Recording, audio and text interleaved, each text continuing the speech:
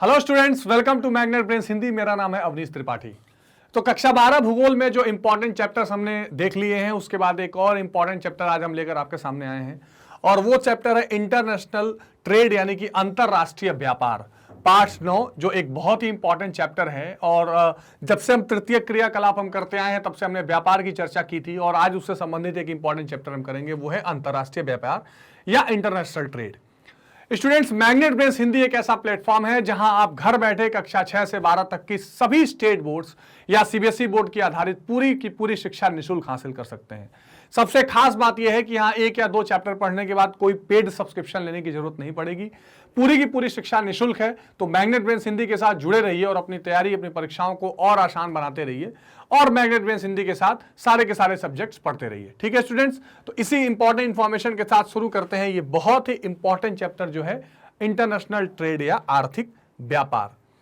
अब देखिए, एक चीज जानना बड़ा जरूरी है। इससे पहले कि हम इंटरनेशनल ट्रेड पढ़ें, ये जानना जरूरी है कि व्यापार है क्या और व्यापार को कैसे आज कह सकते हैं कि पूरी दुनिया की जो आर्थिक गतिविधि है या इकोनॉमिक एक्टिविटीज है, वो उसका अगर कोई सेंटर है या कोई चीज अगर उसको घुमा रहा है तो वो ट्रेड है। अगर ट्रेड नहीं है तो शायद दुनिया की अर्थव्यवस्था या आर्थिक क्रियाओं का भी वो हिसाब किताब नहीं बन पाएगा जो आज की डेट में बना हुआ है। ठीक, अब दो तीन चीजें बड़ी जाननी जरूरी हैं। एक तो व्यापार है क्या, दूसरा व्यापार का इतिहास और वर्तमान में क्या अंतर हुआ है, क्या कोई इसमें चेंजेस आए हैं। ये सारी चीजें मैं एनसीईआरटी पर बेस्ड आपको चीजें बता रहा हूं जो जाननी जरूरी है। उसके बाद व्यापार करने के जो साधन या तरीके थे उसमें क्या कोई परिवर्तन आया है, कैसा हिसाब किताब रहा है। जैसे आपने इतिहास काल में पढ़ा होगा कि पहले वस्तु विनिमय प्रणाली चलती थी, यानी कि बार्टर सिस्टम चलता था, यानी वस्तुओं के बदले वस्तुओं का आदान प्रदान किया जाता था। बाद में मुद्रा का विकास हुआ और धीरे धीरे फिर मॉनेटरी पूरी तरीके से ट्रेड हो गया, यानी कि मौद्रिक रूप से व्यापार होने लगा। इसके अलावा जो प्राचीन काल थे उसमें दुनिया की कुछ सभ्यताएं या कुछ देश थे जो व्यापार जिन्होंने शुरू किया, जो अंतरराष्ट्रीय व्यापार की परिभाषा में आने लगा। फिर धीरे धीरे कई देश शामिल हो गए और आज तो लगभग दुनिया के हर देश वो व्यापार में शामिल है। अच्छा, इसका और एक इंपॉर्टेंट एस्पेक्ट ये भी जानना जरूरी है कि इंटरनेशनल व्यापार में या इंटरनेशनल ट्रेड में यह भी डिपेंड करता है कि दुनिया भर की अर्थव्यवस्थाएं किस प्रकार की हैं। जैसे मैंने आपको पहले कई बार इस तरह की चर्चा की हुई है। अगर अर्थव्यवस्थाओं की मैं बात आपको थोड़ा सा डिस्कस कर दूं तो अंतरराष्ट्रीय व्यापार समझाने में और शायद मुझे आसानी हो जाएगी आपको। तो इंटरनेशनल ट्रेड में जैसे अगर मैं बात करूं अर्थव्यवस्थाओं की, तो दुनिया भर में लगभग 3 तरह की अर्थव्यवस्थाएं पाई जाती हैं। ठीक है, दुनिया भर में कितने तरह की अर्थव्यवस्थाएं पाई जाती हैं? 3 तरीके की।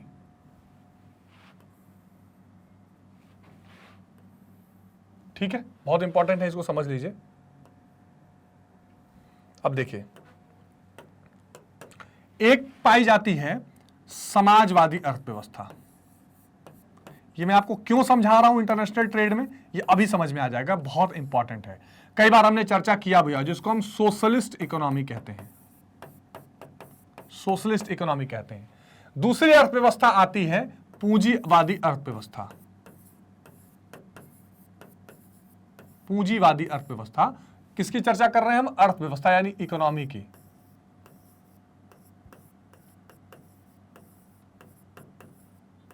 अर्थव्यवस्था, ठीक है, जिसको हम क्या बोलते हैं? इकोनॉमी। इकोनॉमी कैसे बनती है? आर्थिक क्रियाओं को जोड़ने से बनती है। किस किस तरह की आर्थिक क्रियाएं हो रही हैं। एक हो गई समाजवादी, एक हो गई पूंजीवादी, जिसको हम कहते हैं कैपिटलिस्ट इकोनॉमी। ठीक, और एक अर्थव्यवस्था होती है मिश्रितवादी अर्थव्यवस्था। मिश्रितवादी अर्थव्यवस्था या मिश्रित अर्थव्यवस्था, जिसको हम कहते हैं मिक्स्ड इकोनॉमी। ठीक, अगर आप उदाहरण से समझें तो दुनिया में आप रूस या चीन को, रूस और चीन को इसके आसपास पाएंगे, साम्यवादी समाजवादी के आसपास। हालांकि पूरी तरह रह नहीं गया है लेकिन फिर भी, या पुराना जो सोवियत यूनियन, सोवियत संघ था, उस ये ज्यादा बेहतर उदाहरण है, जो अब नहीं रहा, जो सोवियत संघ था।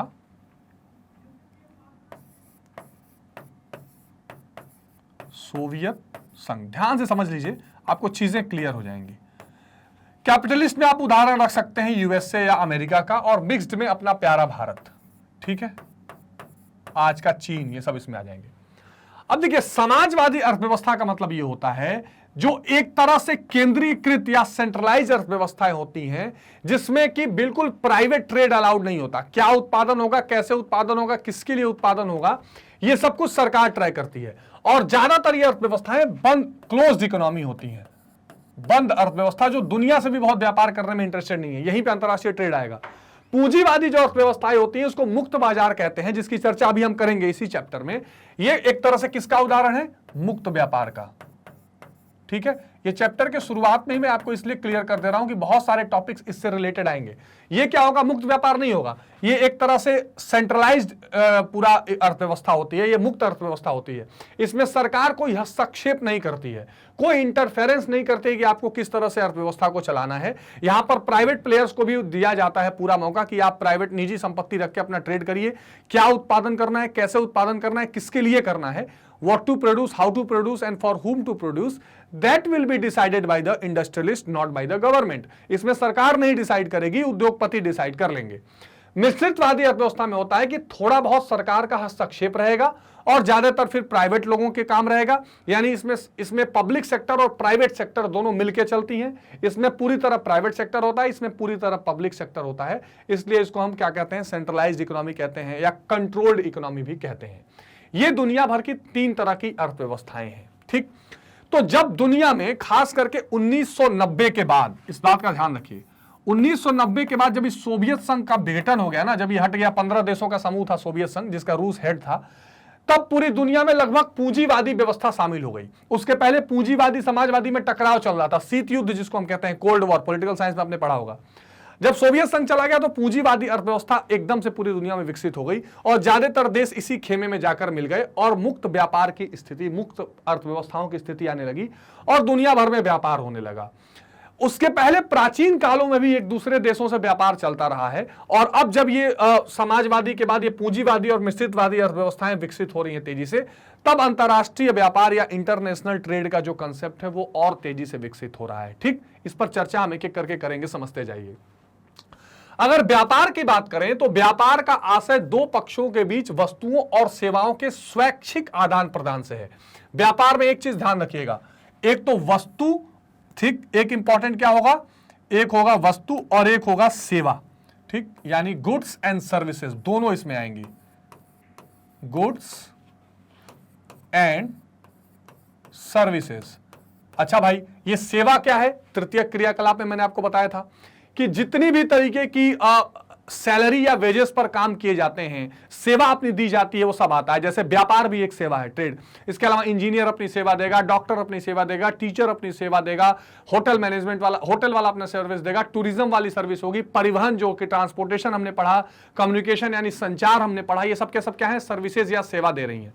तो गुड्स और सर्विसेज का जो स्वैच्छिक आदान प्रदान होगा यानी एक्सचेंज होगा, ये सब किस में आएगा? व्यापार में आएगा। आप क्या लिख सकते हैं कि exchange of goods and services, ये सब किसका प्रोसेस है? व्यापार का प्रोसेस है। अच्छा, यही जब देश के अंदर होगा तो वो इंटरनल ट्रेड यानी कि आंतरिक व्यापार कहा जाएगा, और जब देश के बाहर होगा तो वो क्या हो जाता है? अंतरराष्ट्रीय व्यापार हो जाता है, जिसको हम पढ़ रहे हैं। क्या पढ़ रहे हैं? International trade. हम पूरा कंसेप्ट जो आपका चैप्टर का नाम ही है, क्या है? अंतरराष्ट्रीय व्यापार, है ना, पढ़ रहे हैं। तो अब इसमें अगर आप व्यापार का 2 कॉलम बनाना चाहें तो ये चीजें आप यहां पर दिखा सकते हैं बहुत आसानी से। चीजों को ऐसे हम छोटे छोटे नोट्स में भी समझते हुए चलेंगे तो शायद हमारे लिए समझना ज्यादा आसान हो जाएगा। ठीक है,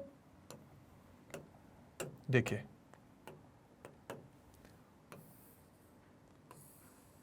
ठीक है, तो एक हमने क्या देख लिया? एक हमने देख लिया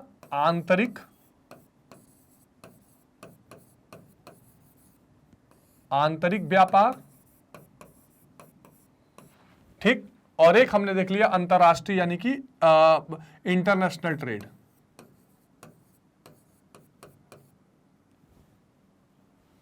अंतरराष्ट्रीय,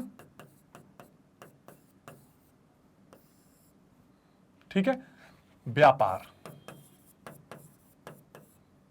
ठीक है, तो एक अंतरराष्ट्रीय व्यापार, एक आंतरिक व्यापार, ये 2 चीजों को हम देख के चलेंगे, साथ साथ में लेके चलेंगे। तो व्यापार का आशय 2 पक्षों के बीच वस्तुओं और सेवाओं के स्वैच्छिक आदान प्रदान से होता है। इसमें एक पक्ष क्रेता होता है और दूसरा पक्ष विक्रेता। तो व्यापार में और क्या चीजें लेकर चलनी है? एक हमें क्या लेके चलना है, वस्तुओं और सेवाओं का आदान प्रदान, एक उसमें होगा क्रेता एक विक्रेता, यानी एक खरीदने वाला एक बेचने वाला। यह हमारी सभ्यता का प्रतीक है, यह पुराने समय से होता आ रहा है। प्राचीन काल में अपनी आवश्यकताओं को पूर्ति के लिए परस्पर वस्तुओं का आदान प्रदान करना पड़ता था, क्योंकि उस समय एक तो मनुष्य की आवश्यकताएं कम थी और मुद्रा का चलन नहीं था। तो कौन सा सिस्टम चलता था प्राचीन काल में, वस्तु, ठीक है, क्या चलता था, वस्तु विनिमय, वस्तु विनिमय प्रणाली, वस्तु विनिमय प्रणाली, जिसको क्या बोलते थे अंग्रेजी में बार्टर सिस्टम। बार्टर सिस्टम, ये बहुत महत्वपूर्ण है, ध्यान रखिएगा, एक एक चीजें इंपॉर्टेंट हैं, एक एक शब्दावली महत्वपूर्ण है। तो प्राचीन काल में क्या होता था, लोगों की जरूरतें कम होती थी और उसके अलावा लोग क्या करते थे, क्योंकि मुद्रा जैसी कोई चीज नहीं थी, तो जैसे मान लीजिए किसी के पास गेहूं है, उसने गेहूं के बदले चावल ले लिया, अपना गेहूं उसको दे दिया, या कोई चीज जो उसके पास रहेगी एक दूसरे का सामान दे लेते थे। अर्थशास्त्र में भी, इकोनॉमिक्स का भी ये इंपॉर्टेंट चैप्टर है, इसमें कुछ कमियां भी थी जिसको इकोनॉमिक्स के हिसाब से देखना जरूरी है, यहाँ बहुत डिटेल जानने की जरूरत नहीं है। जैसे मान लीजिए कि कोई जरूरी नहीं है कि जो चीजें सबके पास है तो सबको उस चीज की जरूरत पड़े। मान लीजिए मेरे पास गेहूं है, आपके पास धान चावल है, तो मुझे चावल चाहिए, आपको धान चाहिए, गेहूं चाहिए, तभी तो हम एक दूसरे से एक्सचेंज कर पाएंगे। यानी जो चीज मेरे पास है उसकी जरूरत आपको हो, जो चीज आपके पास हो उसकी जरूरत मेरी हो, ये होगा तभी हम वस्तुओं को आदान प्रदान करके व्यापार कर पाएंगे। लेकिन ये सक्सेसफुल नहीं था, इसलिए मुद्रा का चलन बाद में आया। इसी को कहते थे lack of double coincidence of want, यानी कि दोहरी संयोग की कमी। तो प्राचीन काल में क्या होता था, जरूरतें कम थी तो वस्तुओं का आदान प्रदान करके लोग अपना काम चला लेते थे। गांव में अभी भी आपको ये चीज देखने के लिए मिलेगी, लेकिन व्यापार फिर धीरे धीरे बदलता गया। तो व्यापार में एक दो शब्दों का ध्यान रखना है, दो पक्षों के बीच वस्तु और सेवाओं का आदान प्रदान होगा। इसमें एक पक्ष क्रेता होगा, दूसरा पक्ष बेचने वाला होगा। और पहले क्या होता था, व्यापार में वस्तुओं का आदान प्रदान हो जाता था, बाद में मुद्रा आई तो मुद्रा से होने लगा। अतः मनुष्य दूसरे से अपनी आवश्यकता की वस्तु खरीदता था और उस वस्तु के बदले दूसरी आवश्यकता की वस्तु देता था वस्तु विनिमय प्रणाली में। लेकिन बाद में क्या हुआ, बाद में ऐसा काम चल नहीं पाया, बाद में मुद्रा का आगमन हुआ और मुद्रा से व्यापार होने लगा। अब देखिए, व्यापार को हमने दो भागों में या दो तरीके से बांट दिया है, ठीक है। कौन कौन से, एक अंतरराष्ट्रीय व्यापार, एक राष्ट्रीय व्यापार, जिसको मैं इंटरनल ट्रेड कह रहा था। तो एक हम जब इस पूरे व्यापार को, यानी जो वस्तुओं का क्रय विक्रय है, ये जो पूरी वस्तुओं और सेवाओं का जो क्रय विक्रय है, उस पूरी प्रक्रिया को हम दो हिस्से में डिवाइड कर सकते हैं। एक तो वो देश के अंदर पूरा व्यापार का मामला चलेगा, एक देश के बाहर व्यापार का मामला चलेगा। तो जब देश के बाहर चलेगा तो वो अंतरराष्ट्रीय हो जाता है। अंतरराष्ट्रीय व्यापार विभिन्न राष्ट्रों के बीच राष्ट्रीय सीमाओं के आर पार किया जाता है, यानी जो नेशनल बाउंड्रीज होती हैं, इनके आर पार जब व्यापार का पूरा प्रक्रिया चलता है तो उसको हम अंतरराष्ट्रीय व्यापार की श्रेणी में रखते हैं, ठीक है। ये एक इंपॉर्टेंट पार्ट है जिसको आपको ध्यान देना है। तो अंतरराष्ट्रीय व्यापार में क्या क्या होगा, अंतरराष्ट्रीय व्यापार में विभिन्न राष्ट्रों के बीच राष्ट्रीय सीमाओं को आर पार करके, राष्ट्रीय सीमाओं को ध्यान रख के, राष्ट्रीय सीमाओं को लांघ करके व्यापार किया जाता है, वो इंटरनेशनल व्यापार की कैटेगरी में आता है। ये आपको ध्यान रखना है, इस पूरे कंसेप्ट को आपको ध्यान रखना है कि इंटरनेशनल ट्रेड में ट्रेड जो होगा वो ट्रांस नेशन, या कि देश के आर पार, या देश में कह सकते हैं एक देश को दूसरे देश से जब हम व्यापार कराएंगे तो इंटरनेशनल ट्रेड होगा। ये इसलिए मैं बार बार एम्फेसिस कर रहा हूं कि पूरी दुनिया में ये इकोनॉमिक एक्टिविटीज का पूरा पार्ट बन चुका है। जो पूरा आप देख सकते हैं ग्लोबलाइजेशन का जो कहानी है, ठीक है, जो पूरी भूमंडलीकरण की कहानी है, ये भूमंडलीकरण की कहानी, इसी ग्लोबलाइजेशन की कहानी, ये इंटरनेशनल ट्रेड पर रुकी हुई है। और ये अंतरराष्ट्रीय व्यापार ही आजकल क्या तय कर रहा है, पूरी दुनिया का सिक्योरिटी भी यानी सुरक्षा भी तय कर रहा है। पूरी दुनिया के सारे पॉलिसीज इसी पे डिपेंडेंट है। भारत और चीन में जल्दी लड़ाई क्यों नहीं होती, क्योंकि दोनों का एक दूसरे का इंटरनेशनल ट्रेड बहुत हैवी है, वो लॉस एक दूसरे को बहुत ज्यादा होगा। इसलिए ये इंटरनेशनल ट्रेड को बचाए रखने के लिए इसी हिसाब से नई नई पॉलिसीज बनाई जा रही है, नई नई नीतियां बनाई जा रही हैं। इसीलिए ये चैप्टर आपके सामने लाया गया और अब डिटेल में हम इस चैप्टर को देखेंगे। तो आइए देखते हैं इसमें आगे और चीजें।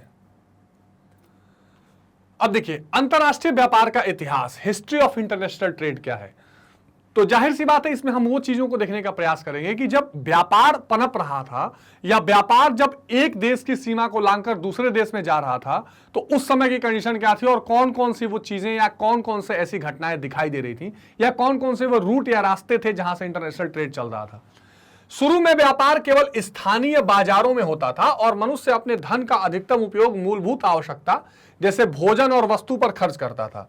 केवल कुछ लोग ही विलासिता की वस्तुएं जैसी महंगी वस्तु और आभूषण खरीदते थे। जाहिर सी बात है कि हर आदमी के पास पहले इतना धन नहीं था और सभी लोग विलासिता की यानी कि अपने खान पान के अलावा बाकी चीजें नहीं यूज करते थे। आज दुनिया में अगर आप देखिए इतना बड़ा ट्रेड चल रहा है तो क्या केवल खाने पीने की चीजों से चल रहा है? नहीं, और एक्सेसरीज चीजें इतनी जीवन से जुड़ चुकी हैं, जैसे गाड़ी है, कंप्यूटर है, म्यूजिक है, टेलीविजन है, कम्युनिकेशन के साधन है, ये इंटरनेशनल ट्रेड का पार्ट बन चुके हैं। पहले ऐसा नहीं था। तो परिणाम स्वरूप विलासिता की वस्तुओं का व्यापार धीरे धीरे शुरू हुआ। सबसे पहले दूरस्थ स्थानों के मध्य व्यापार का कारण चीन का रेशम उद्योग बना। सिल्क, चीन का जो सिल्क था सबसे पहले ये इंटरनेशनल लेवल पर ट्रेड होना शुरू हुआ, जिसके लिए चीन और इटली में रोम के बीच 6000 किलोमीटर लंबा मार्ग उत्तरदायी है।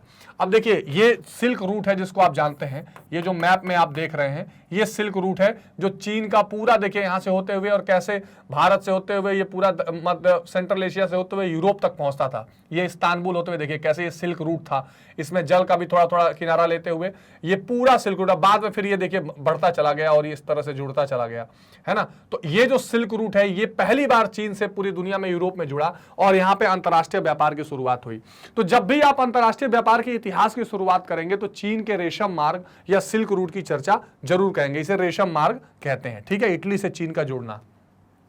इस मार्ग द्वारा व्यापारी लोग, अच्छा ऐसा नहीं कि फिर इस मार्ग से केवल सिल्क या रेशम का ही ट्रेड होना शुरू हुआ, फिर धीरे धीरे तमाम वस्तुएं वहां से जाने लगी। तो व्यापारी लोग भारत, ईरान तथा मध्य एशिया के देशों से चीन के बने रेशम और रोम के बने ऊन का व्यापार करते थे। रोम में ऊन, वहां पर भेड़ वगैरह पाले जाते हैं और तरह तरह की पशुचारण होता था, पशुपालन, तो वहां से ऊन निकलता था और रेशम चीन का होता था। इसका व्यापार होने लगा। इस व्यापारिक मार्ग ने बहुमूल्य धातुओं और अन्य अनेक महंगी वस्तुओं के व्यापार को प्रोत्साहित किया। 12वीं और 13वीं शताब्दी में जब रोमन साम्राज्य विखंडित हुआ, यूरोपीय व्यापार बढ़ने लगा। तो पहले रोमन व्यापार, इटली का जो रोम है वो मेन सेंटर हुआ करता था एडमिनिस्ट्रेशन का, और रोमन जो व्यापार, रोमन जो केंद्र था या रोमन जो पूरा साम्राज्य था वो बहुत बड़ा था। जब ये विखंडित हो गया तो पूरा यूरोपियन बाजार धीरे धीरे बढ़ने लगा। इसका परिणाम यह हुआ कि समुद्री मार्ग और युद्ध पोतों द्वारा अनेक देशों की खोज की गई और इन देशों के मध्य व्यापार प्रारंभ हुए। बहुत इंपॉर्टेंट है, इस बात को समझिएगा। देखिए आप ध्यान से अगर आप देखें तो पहले रोमन अंपायर सबसे इंपॉर्टेंट था। जब वो विखंडित हुआ तो आप दो डेट्स को देखिए, 1492 1492 और 1498, है ना, यानी 15वीं शताब्दी में 1492 में कोलंबस कहां पहुंचे? अमेरिका, अमेरिका की खोज की गई, ठीक। और वास्को डी गामा कहां पहुंचा? भारत। ये पुर्तगाली थे। तो अब धीरे धीरे अन्य देशों के समुद्री मार्गों की खोज की जाने लगी और जब अन्य देशों के समुद्री मार्गों का खोज हुआ तो वहां उन देशों में जाकर व्यापार करना प्रारंभ किया गया। सन 1600 में ईस्ट इंडिया कंपनी बनाई गई। ईस्ट इंडिया कंपनी क्या थी? व्यापार करने के लिए ही कंपनी बनाई गई। फिर फ्रेंच ईस्ट इंडिया कंपनी बनी थी, डच ईस्ट इंडिया कंपनी, कई तरह की इस तरह की कंपनियां बनाई यूरोप के अलग अलग देशों ने। और यूरोप के जब अलग अलग देशों ने, जो शक्तिशाली थे, जिनकी नेवी स्ट्रांग थी, आर्मी स्ट्रांग थी, इन्होंने दुनिया भर के देशों में जाकर पहले व्यापार शुरू किया। हालांकि बाद में वहां साम्राज्य बना लिया और इंटरनेशनल ट्रेड चलता रहा। जब उन्होंने वहां पर अपना साम्राज्य या कॉलोनी भी बसा ली, जैसे भारत जैसे देश को गुलाम बना दिया, श्रीलंका हुआ, चीन हुआ, उधर अमेरिका जाकर बसाने लगे, तो उस समय भी ये इंटरनेशनल ट्रेड चलता रहा। जैसे भारत में क्या हुआ, शुरू में भारत से तो मसाले और इस तरह की चीजें जा रही थी, हैंडीक्राफ्ट की। बाद में यहां से जो बने हुए सामान थे उनको जाना बंद कर दिया और केवल कच्चा माल ले जाते थे और वहां से सामान बना के लाके यहां बेचते थे। लेकिन मुद्दा यह है कि अंतरराष्ट्रीय व्यापार चलने लगा। तो इतिहास की अगर आप बात करें तो पहले चीन के रेशम मार्ग से शुरू हुआ, बाद में यूरोपीय बाजार बना, और जब नए नए देशों का खोज होने लगा तो नए नए देशों को खोज के उनके साथ अंतरराष्ट्रीय व्यापार यूरोप के लोग करने लगे, ठीक। तो यही हम चर्चा कर रहे थे कि समुद्री मार्ग और युद्ध पोतों द्वारा अन्य देशों की खोज की गई और इन देशों के मध्य व्यापार प्रारंभ किया गया। 15वीं शताब्दी में यूरोपीय उपनिवेश के साथ, उपनिवेश यानी कॉलोनी बनाना, यूरोपियंस क्या करते थे, हर जगह जाकर अपना उपनिवेश बनाते थे। विदेशी व्यापार को एक नया रूप ले लिया। चूंकि यह व्यापार उपनिवेशों के साथ होता था तो इसे दास व्यापार या स्लेव ट्रेड कहते थे। वेरी इंपॉर्टेंट, अभी मैंने आपको बताया कि ये जो व्यापार होता था ना, वो ऐसा नहीं था कि जिस तरह से वो देश चाहते थे होगा। जैसे भारत पर अंग्रेजों का कब्जा था तो भारत भी चाहता था, भारत के लोग चाहते थे कि हमारे हाथ से बनाए गए वस्तुएं जो हैं वो जाकर इंग्लैंड में बिकें, पर वैसा नहीं करने देते थे। यहाँ से केवल कच्चा माल ले जाते थे, कॉटन ले गए, जूट ले गए और वहां से अपनी मशीनों में बना के लाके यहाँ बेचते थे। यहाँ तक कि मजदूरों का खरीद फरोख्त होता था। तो सर्विसेज ट्रेड, गुड्स दोनों का ट्रेड होता था और वो अपने लाभ के हिसाब से करते थे, इसलिए इसको स्लेव ट्रेड कहते थे। फिर औद्योगिक क्रांति के बाद कच्चे माल की कीमतों में वृद्धि हुई, क्योंकि औद्योगिक राष्ट्रों ने अपने उद्योगों के लिए कच्चा माल जो प्राथमिक उत्पाद के रूप में था अपने यहां आयात करना शुरू कर दिया। मैं आपको बता ही रहा था। तो लगभग 17वीं शताब्दी के आसपास से 17वीं 18वीं शताब्दी जो पूरी थी, औद्योगिक क्रांति ब्रिटेन और यूरोप के देशों में होने लगी। जब स्टीम इंजन आए, स्पिनी जेनी आया, ऐसे मशीनें आ गई और पूरी दुनिया में खास करके यूरोपियन जो कंट्रीज थे वहां पर इंडस्ट्रीज लगने लगी। तो उन इंडस्ट्रीज को चलाने के लिए फिर क्या चाहिए था, उनको कच्चा माल चाहिए था। मार्केट तो दुनिया भर में उनको मिल चुका था, सबको गुलाम बना लिया था उन्होंने, तो वो जाके वहां बेच सकते थे। तो अब उनको क्या चाहिए था, कच्चा माल। तो कच्चे माल को जिन जिन देशों में थे, जैसे भारत जैसे देशों से कपास, ये सारी चीजें ले जाने लगे वो। ठीक है, यह क्रम 19वीं शताब्दी के उत्तरार्ध तक चलता रहा, यानी 1900 तक चलता रहा। फिर आया एक इंपॉर्टेंट पार्ट, और वो था 2 विश्व युद्ध। खास करके पहला विश्व युद्ध सन 1914 से 18-19 तक चला। दूसरा विश्व युद्ध 1939 से 44-45 तक चला। ये जो दोनों विश्व युद्ध थे, उसके बाद पूरी दुनिया में एक अलग तरह का चिंतन प्रारंभ हुआ कि इस ट्रेड को, इस समझौतों को अब एक नया रूप दिया जाए, नया ऑर्गेनाइजेशनल तरीका बनाया जाए और उस तरह से व्यापार कराया जाए। तो प्रथम और द्वितीय विश्व युद्ध के बाद राष्ट्रों ने व्यापार कर और अनेक प्रतिबंध लगाए। इन युद्धों के बाद व्यापार और शुल्क हेतु गेट, एक जो बाद में WTO में बदला, शुल्कों को घटाने में सहायता की। आज अनेक छोटे छोटे व्यापारिक संगठन अस्तित्व में आ चुके हैं। तो अब क्या हुआ, जब प्रथम और द्वितीय विश्व युद्ध हो गया तो पहले खूब टैक्सेस लगाए गए, फिर बाद में उन्होंने हटाना भी शुरू कर दिया। कई सारे प्रतिबंध लगाए गए, बाद में प्रतिबंधों को हटाया गया। तो एक गैट जैसी संस्था 1940 के बाद बनाई गई, जिसको कहते थे general agreement on trade and tariff. अब ये क्या पूरी कहानी अभी मैं आपको समझाता हूं। और बाद में 1995 में इस गैट को हटाकर कौन अस्तित्व में आया, ये WTO, विश्व व्यापार संगठन जिसको कहते हैं, विश्व व्यापार संगठन यानी वर्ल्ड ट्रेड ऑर्गेनाइजेशन। और इस वर्ल्ड ट्रेड ऑर्गेनाइजेशन ने क्या करना शुरू किया, पूरी दुनिया में व्यापार को नियंत्रित और विनियमित करना शुरू किया।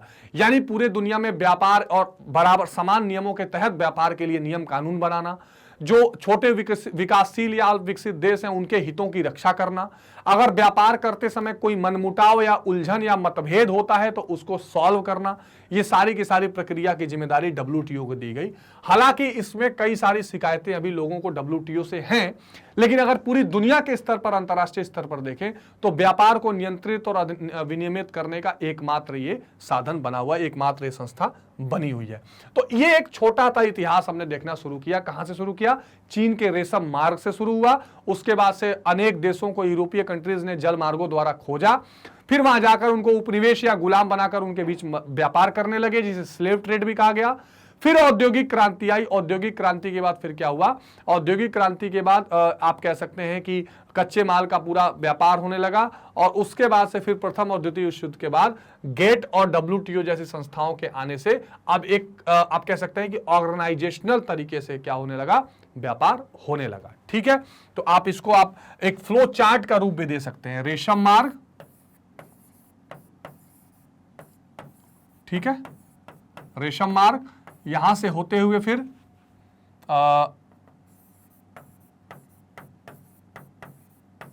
यूरोपियों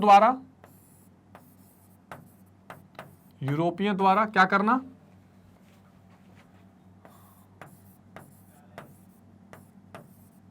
अन्य देशों को खोजना,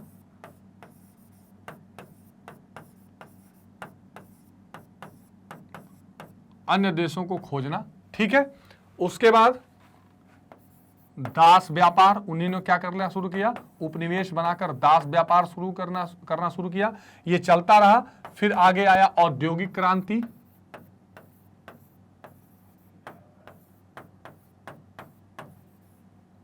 औद्योगिक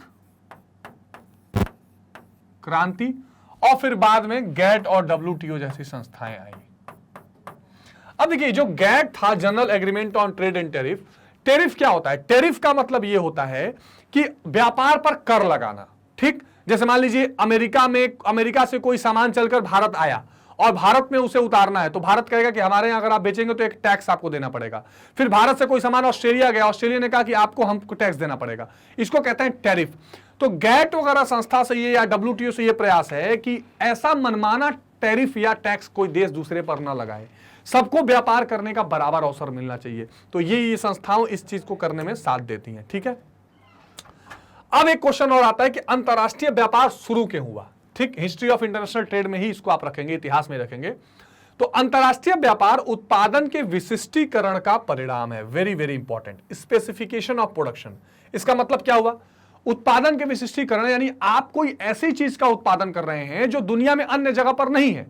जैसे मान लीजिए कि अमेरिका ने कंप्यूटर बनाना शुरू किया। अब वो कंप्यूटर भारत में तो नहीं था, लेकिन भारत को लगा भाई हमको भी तो इसकी जरूरत है और हम इसके बिना नहीं रह सकते। तो फिर भारत ने क्या करना शुरू किया? अमेरिका से ट्रेड किया कि भाई हमको कंप्यूटर दीजिए। जैसे मान लीजिए भारत ने कोई हथियार बनाया, उस हथियार की जरूरत, ब्रह्मोस मिसाइल बनाई, तो ब्रह्मोस की जरूरत दुनिया के अन्य, अब वो क्या है? उसका विशिष्ट उत्पादन है, स्पेसिफिक प्रोडक्शन है। तो लोगों को लगेगा हमको भी चाहिए, तो हमसे व्यापार करेंगे। हमने सर्विसेज बनाई, मान लीजिए हमने बहुत अच्छे डॉक्टर्स और इंजीनियर्स बनाए, इन डॉक्टर्स और इंजीनियर की जरूरत, इन सर्विसेज की जरूरत बाकी देशों को भी पड़ेगी, तो वो क्या करेंगे? इसमें हमसे व्यापार या ट्रेड करेंगे। तो ये जो उत्पादन का विशिष्टीकरण है, जो स्पेसिफिकेशन ऑफ प्रोडक्शन है, इसी ने मजबूर किया कि पूरी दुनिया में अंतरराष्ट्रीय व्यापार हो कि भाई मेरे पास जो चीज है वो आप दीजिए, आपके पास जो चीज है वो मैं ले लेता हूं। इससे विश्व की अर्थव्यवस्था लाभान्वित होती है, क्योंकि इसमें न केवल वस्तु और सेवाओं का व्यापार सम्मिलित है, बल्कि पूंजी, वेरी इंपॉर्टेंट, व्यक्ति, तकनीक, बौद्धिक संपदा जैसे पेटेंट, ट्रेडमार्क, ज्ञान, कॉपीराइट का भी आदान प्रदान किया जाता है। Very very very important lines हैं, ये ध्यान रखिए।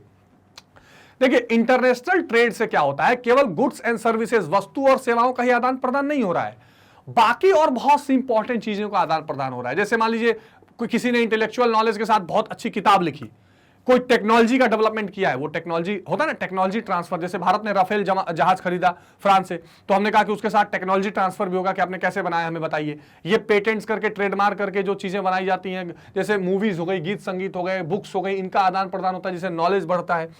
दूसरा, पूंजी यानी कि कैपिटल, ये भी एक बहुत इंपॉर्टेंट बात है। आपने एक शब्द बार बार सुना होगा, FDI। इसको अंग्रेजी में कहते हैं फॉरेन डायरेक्ट इन्वेस्टमेंट, यानी प्रत्यक्ष विदेशी निवेश। इसका मतलब क्या होता है कि आपके देश में पैसा नहीं है, तो बाहर के लोग आकर इसमें आपके देश में पैसा लगा के कोई डेवलपमेंट करेंगे, वो अपना लाभ कमाएंगे और आपके देश का इंफ्रास्ट्रक्चर अलग से डेवलप होगा। तो ये सारी चीजें भी कैसे हो पा रही हैं? क्योंकि इंटरनेशनल ट्रेड हो पा रहा है। अगर आप अलाउ ही नहीं करते अंतरराष्ट्रीय व्यापार को, अगर कोई दूसरा व्यक्ति यहां आकर ट्रेड ही नहीं करता, तो क्या ये पूंजी आपके देश में आएगी? नहीं आएगी। तो इसलिए भी ये होना शुरू हुआ। आधुनिक समय में अंतरराष्ट्रीय व्यापार विश्व के आर्थिक संगठन का आधार है। पूरी दुनिया जो एक ऑर्गेनाइजेशन की तरह काम कर रही है, उसमें इंटरनेशनल ट्रेड ही सबसे बड़ी भूमिका निभा रहा है और राष्ट्रों की विदेश नीति से संबंधित है और लाभ प्राप्ति का माध्यम है। तो जो इतने इंटरनेशनल पॉलिसीज बन रही हैं, ये सब के सब अंतरराष्ट्रीय व्यापार की वजह से बन रही हैं। आप देखिए, जितने भी देशों के प्रधानमंत्री राष्ट्रपति आते हैं या हमारे प्रधानमंत्री राष्ट्रपति दूसरे देशों में जाते हैं, तो हम कई तरह के क्या करते हैं? एग्रीमेंट साइन करते हैं, जो कहीं ना कहीं बिजनेस से जुड़े होते हैं। तो ये जो इंटरनेशनल ट्रेड है, आजकल दुनिया का जो इकोनॉमिक पॉलिसी है, जो सिक्योरिटी पॉलिसी है, जो सोशल पॉलिसी है, उन सबको अफेक्ट कर रहा है ना। हर चीज के पीछे व्यापार या जुड़ा हुआ है, ट्रेड जुड़ा हुआ है। जो आपको पता है, जो दिखता है वो बिकता है, तो दिखाने की कोशिश हर चीज में हो रही है, उस तरह की जरूरत पैदा करने की कोशिश हो रही है। और ये जो मैंने आपको 3 तरह की अर्थव्यवस्थाएं बताई, उसमें पूंजीवादी अर्थव्यवस्था का ये सबसे बड़ा इंपॉर्टेंट रोल होता है कि वो क्या करता है? पूरी इकोनॉमी, पूरी दुनिया को पूंजी, कैपिटल के आसपास घुमाता है, जरूरत क्रिएट करता है और वो आपको एक ग्राहक के रूप में, कस्टमर के रूप में देखता है और पूरी दुनिया उसी हिसाब से रिएक्ट कर रही है। और इसमें और जो अंतरराष्ट्रीय व्यापार में इंपॉर्टेंट रोल अदा कर दिया, वो भूमंडलीकरण या ग्लोबलाइजेशन ने कर दिया, जब पूरी दुनिया एक दूसरे के साथ जुड़ रही है। या आप ये भी कह सकते हैं कि अंतरराष्ट्रीय व्यापार की वजह से भी पूरी दुनिया एक साथ जुड़ रही है या ग्लोबलाइजेशन हो रहा है। तो चाहे आप ग्लोबलाइजेशन का इफेक्ट माने अंतरराष्ट्रीय व्यापार को, या अंतरराष्ट्रीय व्यापार का इफेक्ट माने ग्लोबलाइजेशन को, ये एक दूसरे से मैच करते हुए दिखाई पड़ेंगे। अब एक और इंपॉर्टेंट बात हमें जो चर्चा करनी है कि अंतरराष्ट्रीय व्यापार के आधार या बेसिस क्या हैं। तो एक तो आ गया राष्ट्रीय संसाधन, जिसको हम क्या बोलते हैं? National resource. National resource. अब ये देखिए, ये रिसोर्स जो है ये प्राकृतिक होते हैं, कुछ कृत्रिम भी होते हैं, इसमें मानवीय, ह्यूमन रिसोर्स भी आ जाएगा। तो दुनिया भर में जो राष्ट्रीय संसाधन है सबके, ये अंतरराष्ट्रीय व्यापार का इंपॉर्टेंट एक स्तंभ है। जैसे मान लीजिए मेरे पास कोयला है, तो अगर कोयला है तो हम उसको ट्रेड करेंगे। हमारे पास संसाधन है तो हम ट्रेड करेंगे, नहीं होगा तो क्या करेंगे? नहीं होगा तो भी ट्रेड करेंगे, मंगाएंगे कहीं से। तो अंतरराष्ट्रीय व्यापार का एक आधार राष्ट्रीय संसाधन होता है, हमारे पास है कि नहीं है। जनसंख्या यानी पॉपुलेशन, जाहिर सी बात है, अगर जनसंख्या ज्यादा रहेगी तो उसकी डिमांड ज्यादा होगी और उस डिमांड को पूरा करने के लिए और तरह तरह की डिमांड होगी। है ना। तरह तरह की जनसंख्या होगी, तरह तरह का डिमांड होगा, उस डिमांड को पूरा करने के लिए हमको क्या करना पड़ेगा, हमको ट्रेड करना पड़ेगा। आर्थिक विकास, अगर हमको अपना इकोनॉमिक ग्रोथ करना है, इकोनॉमिक डेवलपमेंट करना है ना, तो अगर इकोनॉमिक डेवलपमेंट करना है तो भी हम दुनिया के व्यापार के बिना नहीं रह सकते। मान लीजिए हमारे पास कोई बहुत अच्छी चीज है, उसको अगर हम बेचेंगे तो बाहर की मुद्रा हमको मिलेगी, इंटरनेशनल करेंसी मिलेगी, उस करेंसी से हमको अपनी जो जरूरत है, अपने लिए तेल मंगाएंगे, बाहर से जो चीजें मंगानी है मंगाएंगे, तो उससे हमारी इंडस्ट्रीज, फैक्ट्रीज चलेंगी, हमारी इकोनॉमिक एक्टिविटीज चलेंगी। तो अगर हमको अपना इकोनॉमिक डेवलपमेंट करना है, ये किसी भी देश के हिसाब से मैं कह रहा हूं, तो उसको अंतरराष्ट्रीय व्यापार करना पड़ेगा। इसके अलावा विदेशी निवेश, जिसको हम क्या बोलते हैं, फॉरेन इन्वेस्टमेंट, फॉरेन इन्वेस्टमेंट, ठीक। तो विदेशी निवेश का मतलब क्या हो गया, अगर आपको या तो आप किसी देश में जाकर निवेश करेंगे या दूसरे देश के लोग आपके आके निवेश करेंगे। इसमें दो शब्द बहुत चलता है, एफडीआई, ठीक है, और एक चलता है एफआईआई, फॉरेन डायरेक्ट इन्वेस्टमेंट, प्रत्यक्ष विदेशी निवेश, और फॉरेन इंस्टीट्यूशनल इन्वेस्टमेंट, जो शेयर मार्केट्स वगैरह में इन्वेस्टमेंट होता है। तो अगर आपको विदेशी निवेश ले आना है अपने यहां या जाकर कहीं करना है तो अंतरराष्ट्रीय व्यापार करना पड़ेगा। भाई आप किसी सॉफ्टवेयर आईटी कंपनी को बोलेंगे कि मेरे यहां आकर आप 1000 करोड़ लगाइए और यहां ट्रेड करिए। आजकल भारत सरकार कौन सा पॉलिसी चला रही है, मेक इन इंडिया, ठीक है, मेक इन इंडिया। तो मेक इन इंडिया क्या है, ये क्या बोलती है कि जो विदेशी लोग भी हैं, जो विदेशी कंपनीज भी हैं, वो भी भारत में आके क्या करें, प्रोडक्शन करें। तो जब भारत में आके प्रोडक्शन करेंगे, जैसे मोबाइल प्रोडक्शन में बहुत तेजी से विकास हुआ है, तो अगर वो भारत में आके प्रोडक्शन करेंगे तो अपना पैसा यहां लगाएंगे ना, तभी इकोनॉमिक ग्रोथ होगा। तो विदेशी निवेश जो होगा वो इंटरनेशनल ट्रेड का हिस्सा है। उसके बाद जो इंटरनेशनल ट्रेड का बहुत इंपॉर्टेंट आधार है वो ये है ट्रांसपोर्टेशन, जिसकी पिछली चैप्टर में हमने चर्चा किया था, है ना। जल मार्ग, वायु मार्ग, स्थल मार्ग, अगर ट्रांसपोर्ट नहीं है तो क्या इंटरनेशनल ट्रेड होगा, बिल्कुल नहीं होगा। बड़े बड़े कार्गो शिपमेंट्स आप देखते हैं एक देश से दूसरे देश में जाते हैं, इसका क्या मेन जो है पार्ट रहता है, वो ट्रांसपोर्ट रहता है। वस्तुओं का अभाव यानी स्कैरसिटी ऑफ गुड्स, भाई अगर आपके पास अभाव नहीं रहेगा तो आप दूसरे से ट्रेड क्यों करेंगे। तो अगर आपके पास स्कैरसिटी है तभी आप ट्रेड करेंगे, नहीं तो ट्रेड नहीं करेंगे। तो कमी होना भी जरूरी है। राजनीतिक संबंध, जिसको कहते हैं पॉलिटिकल रिलेशंस, ठीक है। अब देखिए, आप अंतरराष्ट्रीय ट्रेड तभी कर पाएंगे जब राजनीतिक संबंध उस देश से आपको बेहतर हो। जैसे भारत पाकिस्तान का उदाहरण ले लीजिए, भारत पाकिस्तान में ट्रेड शुरू हुआ था, हमने मोस्ट फेवर्ड नेशन का उसको दर्जा दिया था, लेकिन जब हमारे संबंध खराब हो गए उससे, तो हमने उसको वापस लिया और हमने ट्रेड भी लगभग खत्म किया है, बंद किया है। तो जिन देशों के साथ हमारे अच्छे संबंध हैं, हम उनके साथ अच्छा इंटरनेशनल ट्रेड करेंगे। भारत चीन में लड़ाई क्यों नहीं हो पा रही है, दोनों देशों को पता है कि दोनों देशों ने अच्छा खासा अंतरराष्ट्रीय ट्रेड या जो व्यापार है वो कर रखा है, उनका जो टर्नओवर है ट्रेड का बहुत ज्यादा है, तो दोनों को नुकसान होगा। तो ये वो पॉइंट्स हैं, राष्ट्रीय संसाधन, जनसंख्या, आर्थिक विकास, विदेशी निवेश, परिवहन, वस्तु और अभाव, जो ऐसे आधार बने हुए हैं जो दुनिया भर में इंटरनेशनल ट्रेड के लिए सबसे महत्वपूर्ण है, या इनके बिना इंटरनेशनल ट्रेड की आप कल्पना नहीं कर सकते। अब राष्ट्रीय एक एक करके थोड़ा सा देख लेते हैं, ये बहुत जरूरी है, इनको आपको लिखना भी पड़ेगा। अब प्रत्येक राष्ट्र में संसाधनों की भिन्नता अंतरराष्ट्रीय व्यापार का आधार होती है। किसी देश में कोई संसाधन पाया जाता है, किसी देश में कोई खनिज पाया जाता है, इसलिए वो एक दूसरे का व्यापार करते हैं। राष्ट्रीय संसाधनों के अंतर्गत उद्योग के लिए उपलब्ध कच्चा माल और खनिज संसाधन आते हैं। किसी भी देश की भौगोलिक संस्था जैसे भू आकृति, संरचना, मृदा, जलवायु के कारण विश्व के देशों में संसाधन असमान रूप से वितरित है। जाहिर सी बात है, दुनिया भर में जलवायु अलग है, मिट्टी अलग है, टेम्परेचर अलग है, तो अलग अलग कारणों से जो है ये राष्ट्रीय संसाधन भी अलग हैं। खनिज संसाधन भौगोलिक संरचना, धरातलीय भिन्नताएं, फसल और पशुओं की भिन्नता को सुनिश्चित करते हैं। फसलों एवं पशुओं से प्राप्त उत्पाद कच्चा माल उपलब्ध कराते हैं। तो आप ये देख रहे हैं कि पशु, फसल, जलवायु, ये दुनिया भर में अलग अलग तरीके से स्पेसिफिकली पाई जाती है, और उसी हिसाब से फिर क्या होता है, उस संसाधन के वजह से जहां जो संसाधन पाए जाते हैं दूसरे देश उससे ट्रेड करते हैं और वो अपने यहां उसको मंगाते हैं। दूसरा, जनसंख्या। किसी देश की जनसंख्या उस देश के अंतरराष्ट्रीय व्यापार का आधार होती है। जनसंख्या अकुशल और कुशल दोनों प्रकार की होती है, स्किल्ड भी हो सकती है, अनस्किल्ड भी हो सकती है। अगर बहुत स्किल्ड होगी तो अच्छा काम करेगी, कुछ अच्छी चीजें बनाएगी, तो वो दूसरे देशों में ट्रेड होगा, है ना, या डिमांड भी ज्यादा करेगी तो ट्रेड बढ़ जाएगा। अकुशल जनसंख्या श्रमिक के रूप में काम करती है। आप देखिए भारत से कितने लोग ऐसे हैं जो गल्फ कंट्रीज में जाकर काम करते हैं, तो श्रमिक के रूप में काम करते हैं, तो ये ट्रेड ही हुआ सर्विसेज का। और कुशल जनसंख्या बौद्धिक विकास के रूप में काम करती है। अकुशल जनसंख्या कला और हस्तशिल्प के विभिन्न कार्यों में संलग्न रहती है। तो ये जो तरह तरह के टैलेंट्स हैं, ये जो प्रोडक्शन वो करते हैं, इससे भी दुनिया में अंतर्राष्ट्रीय व्यापार होता है। जैसे चीन की जनसंख्या चीनी मिट्टी के बर्तन बनाती है और पूरी दुनिया में ट्रेड होता है। यही नहीं, जनसंख्या का आकार भी अंतर्राष्ट्रीय व्यापार को प्रभावित करता है। मैंने अभी बताया आपको, सघन जनसंख्या वाले देशों में विदेशी व्यापार कम होता है क्योंकि तैयार माल देश में ही खप जाता है। ऐसा भी होता है। जैसे भारत उसका बड़ा अच्छा उदाहरण है। भारत में कृषि उत्पाद बहुत ज्यादा होते हैं, पर हम उतना ज्यादा उसको ट्रेड नहीं कर पाते क्योंकि हमारी अपनी जो जरूरत है वो बहुत ज्यादा है, हमारी अपनी खपत बहुत ज्यादा है, तो हम बहुत ज्यादा ट्रेड नहीं कर पाते, है ना।